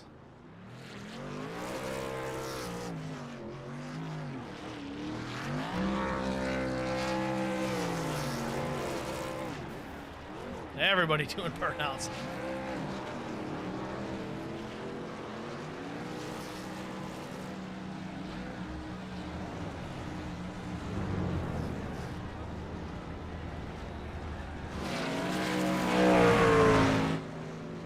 Nikki Short saying congrats to Zach. Thanks for the good broadcast. Thank you, Nikki. Appreciate you watching. Curious to see how this is going to pan out because there was a lot of drivers a lap down. There were still laps that needed to be completed. Millett crossed the stripe, but he didn't finish his cool down. So hopefully this doesn't turn into a scoring nightmare for everyone. It's likely to. I can at least tell you the top three are going to be Millett, Sisler, and Rose. After that, there might be some serious discrepancies, but I'm sure we'll get it figured out. With that, though, we're going to step aside, get our break out of the way, and then pull up our top three finishers into the broadcast booth and get a word with all three. Stay with us, everybody. I would definitely recommend the Garza Law Firm to all my family and friends because I know how he's treated me. I have been playing basketball ever since I can remember. I just finished my 6-year career playing for the University of Tennessee. I feel like we're both striving to be better every day. He's always responded quickly and has always come through with whatever he said that he's going to do.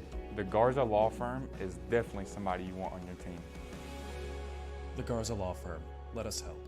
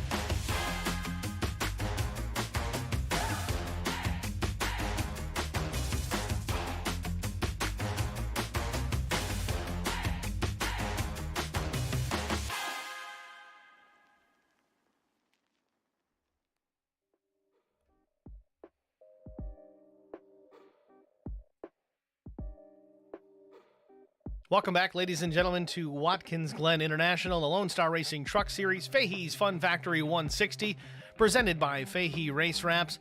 Zach Millett victorious, as many expected him to do. The favorite here coming in tonight, we did not expect him to lap almost the entire field. Let's bring Zach Millett into the broadcast booth right now and get a word with our race winner. Zach, it's Steve in the HBR TV booth. You got a copy? Hey, Steve, got a copy.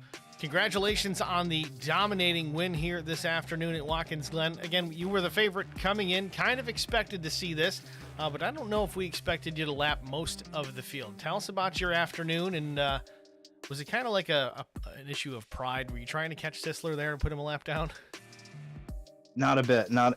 It was, I don't know. I feel like we talked about this some time ago. Like, if you purposely slow down with these trucks on a long run when the tires are shot, it's almost harder to drive it. If I'm not driving it pretty much as hard as it'll go at full pull, I just can't keep control of it for some reason. You know, it's an accurate statement. Sometimes you do kind of have to drive the truck how you've been driving it, stay within your rhythm. I mean, the truck gradually gets worse as the race goes on. So if you can make it work, you can make it work. If you slow down and it makes it difficult to drive, well, don't slow down. Never slow down. Full send. Full send 100% of the time. So, Millet, again, tell us about your race. I mean, you started on the pole position. You had to go to the rear of the field to start the event. That was just a wind penalty that you had to serve. But you made it back through. You worked through the pack pretty quickly. I think you were probably mid-pack after the first lap or two. I mean, tell us about how you worked your way through those guys. Well, it's kind of like all the other SCAR races, starting from the back. It's me thinking I'm going to go real easy for, 5, 6, 7 laps and just take my time, one at a time per lap. And as soon as the green flag waves, it's just, well, there's an opportunity to go 3 wide. Why not? Let's just get it over with. So we had some spots where we made some ground, some real puckered up spots where I pushed it in pretty hard, but we kept it clean. And it made it really interesting. I mean, you had a 31 truck field to contend with tonight. We had a couple drivers out before lap 5, but still, I mean, that's another 28 trucks you had to work your way around of varying skill levels. I know some new guys coming in that maybe you're not familiar with. It may only run a handful of races. How did you approach making passes around guys you're unfamiliar with? I tried to keep all the trucks the same. If I knew the guy or if I didn't know the guy, I tried to treat them exactly the same and try to give him space and kind of wait for an opportune moment instead of just dive bombing them. Patience is a virtue. Absolutely, and I usually don't have it, but it worked today. Certainly paid off. Again, congratulations on the win, Zach. We're going to let you jump out here and then get to second place, Matt Sisler. Before we do, who do you have to shout out to? Thank you, Steve, and HBR TV for the broadcast and coverage. Justin Johnson and LSR for having the league, and it's a great group of guys to race with every week. Track Bar Media, and shoot me a follow on Twitch and YouTube at that S4 guy. Got to make special mention. I don't want to forget this week because I forgot last. Zach Millet, once again, the In the Draft feature winner. Again, Zach, congratulations on winning the Fahey's Fun Factory 160 presented by Fahey Race Wraps. Thank you, sir. With Zach Millet, your race winner. Next, we'll go to second place finisher Matt Sisler. Bring Matt up in the broadcast booth as long as we got him. Matt, it's Steve in the HBR TV booth. You got a good copy? Yes, Steve, I got a good copy. How are you? I'm pretty good, Matt. Congratulations on P2 here this afternoon at the Glen. We're used to seeing you run these road courses in the sports car series, but it's kind of been a first for us here in the trucks. Tell us about your afternoon and really what's the difference? I mean, I know there's a significant difference, but tell us what your experience is between running maybe an LMP2 or a GT3 versus this truck. I mean, it's like eating an apple against eating spaghetti, honestly. Like, it's just like you God, you laughed there, did I? That's a new one. I haven't heard that one before. Well, I just threw that one together on the fly. Perfect. But I mean, it is different. It's massively different. You have the LMP2, which is kind of crisp. You can throw it in. It's got traction. It's got air. It's got a lot of aero. GT3 has less, but it's a similar type deal. The GT, you can't be as aggressive with a GT3 through the corners, but it is like you get in these trucks and you have to go slow to go fast through the corners. I don't know what Zach Millet had. I think he had a rocket ship in the back of that Chevy, but but that's the major difference. It's just like that, and we had a good day, pretty good ATRS racing Ford F-150. As soon as Millet went to the back, I had a little bit of hope, and then when I saw him get up there, I don't think it was like lap 13, and I'm running fourth and he's sixth. I went, he's gonna win this. So just got to try to hang on and do the best we could. And, you know, luckily made no mistakes and was able to bring our F-150 home in P2 tonight. And you managed to keep it on the lead lap. I know everybody else out there was unable to do so. Millett still had about 5 seconds in hand to try and catch you and put you down that lap, was not able to do it. So nice work, Matt. Congratulations on P2 here today at Watkins Glen. Yeah, I mean, I thought Brian was going to catch me for second. Then he had his, I think he had an incident with a lapper, and then I knew I could just kind of back it down. And then Millett came up on my relative, and I was just sitting there going, uh-oh. And I picked it up a little, but it was still, you know, just trying to balance. Okay, just don't go a lap down, but don't make a dumb move past the lap truck and cost yourself what you got here. So. Yeah, that was something to see him like 10 seconds off my back bumper, and then the last few laps when I figured when he was just kind of cruising, I figured I could take it a little easier and just bring the Ford home for a good P2. I think this might be my best finish of the year. I'm not sure. I think Atlanta I was third, but you know, solid day. You know, hopefully did the team proud. This is primarily a road course team, so.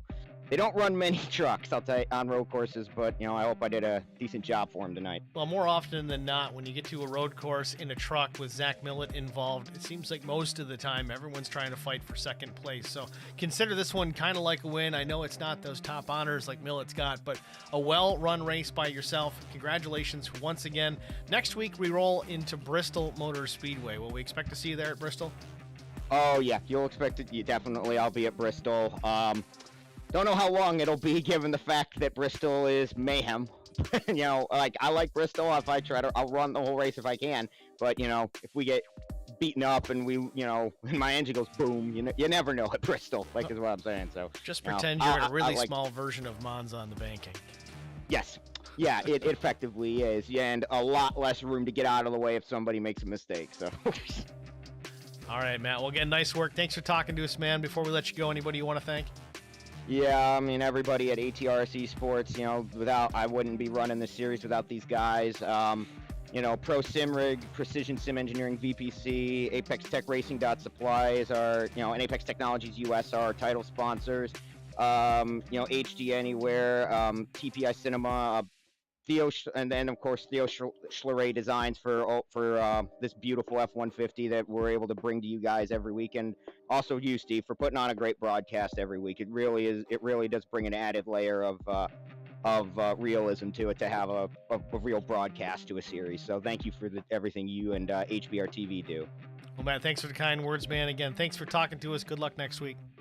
Appreciate it, Steve. You take care. See ya. See ya.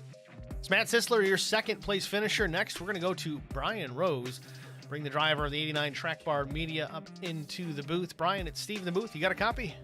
Yeah, sure do, Steve. Brian, congratulations. A solid top three. Again, you put a whole race together. I know there was some lap traffic that you may have gotten mixed up in with, but either way, a solid finish here today at the Glen. You're up talking to us in the booth. So tell us about your afternoon and your 65 laps here at Watkins Glen. I feel like I need a massage. My arms are going to fall off. But yeah, like you said, I've been struggling at these road courses, and I just struggling not to run good, just to finish good. I always end up, looping it, making contact with something, ruining my chances. Tonight, it was just focus. Don't make any mistakes. Let's just perfect race. Did get into a little bit of contact with somebody, but was lucky enough, had a good gap and could able to maintain that gap and bring home a podium. Well, looking through some of the data, it's unofficial right now, but it appears that aside from Zach Millett, you had the second fastest lap of the race. So well done there. And again, a solid top three, a consistent run to bring it home to boot.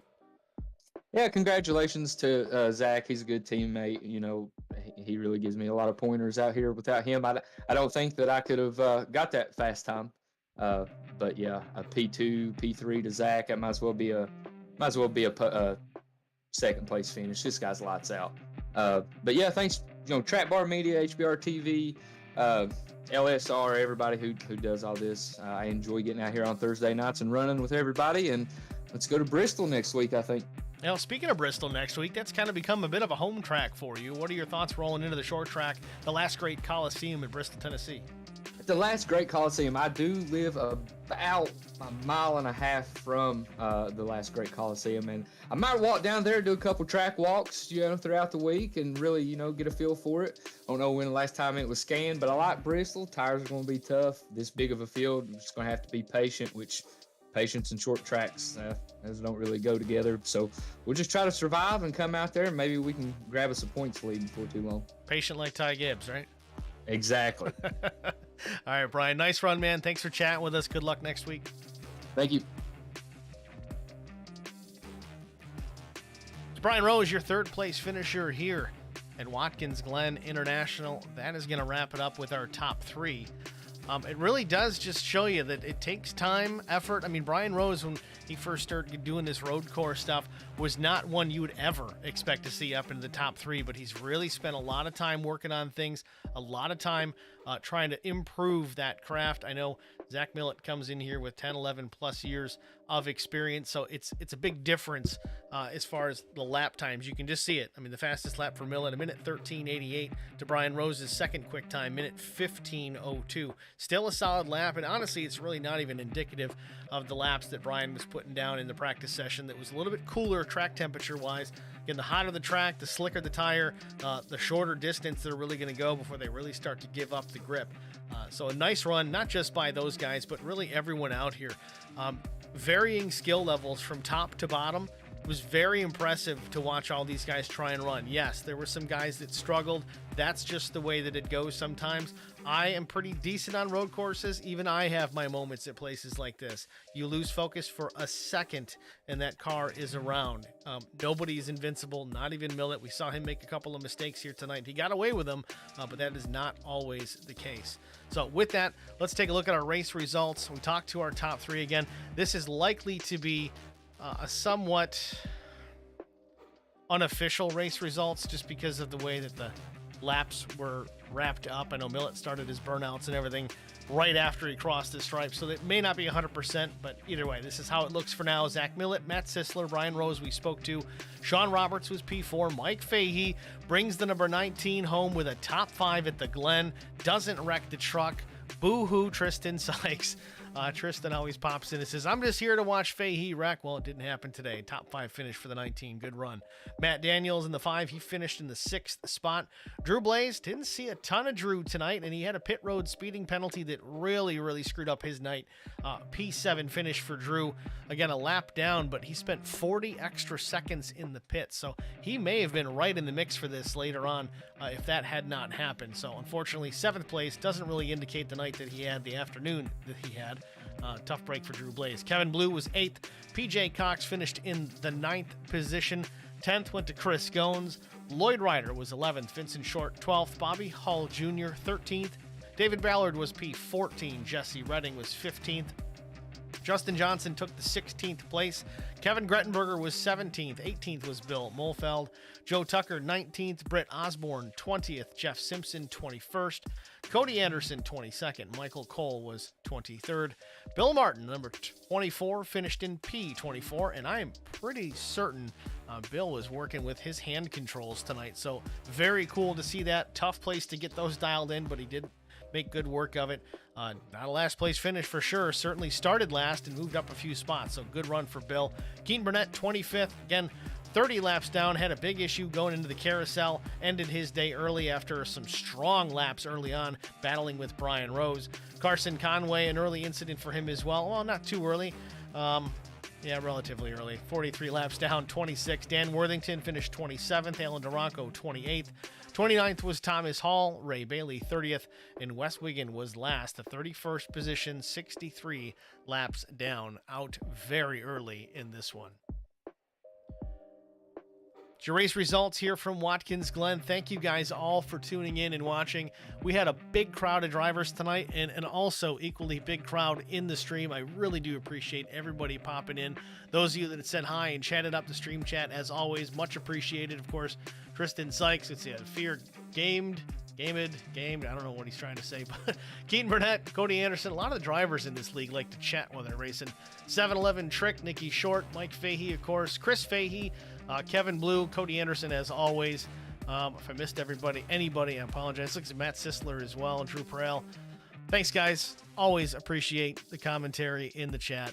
Please keep it up. Join us next week again, Bristol Motor Speedway, same time, same channel, about 8 p.m. in the East. We go live. Lone Star Racing Truck Series here on HBR TV.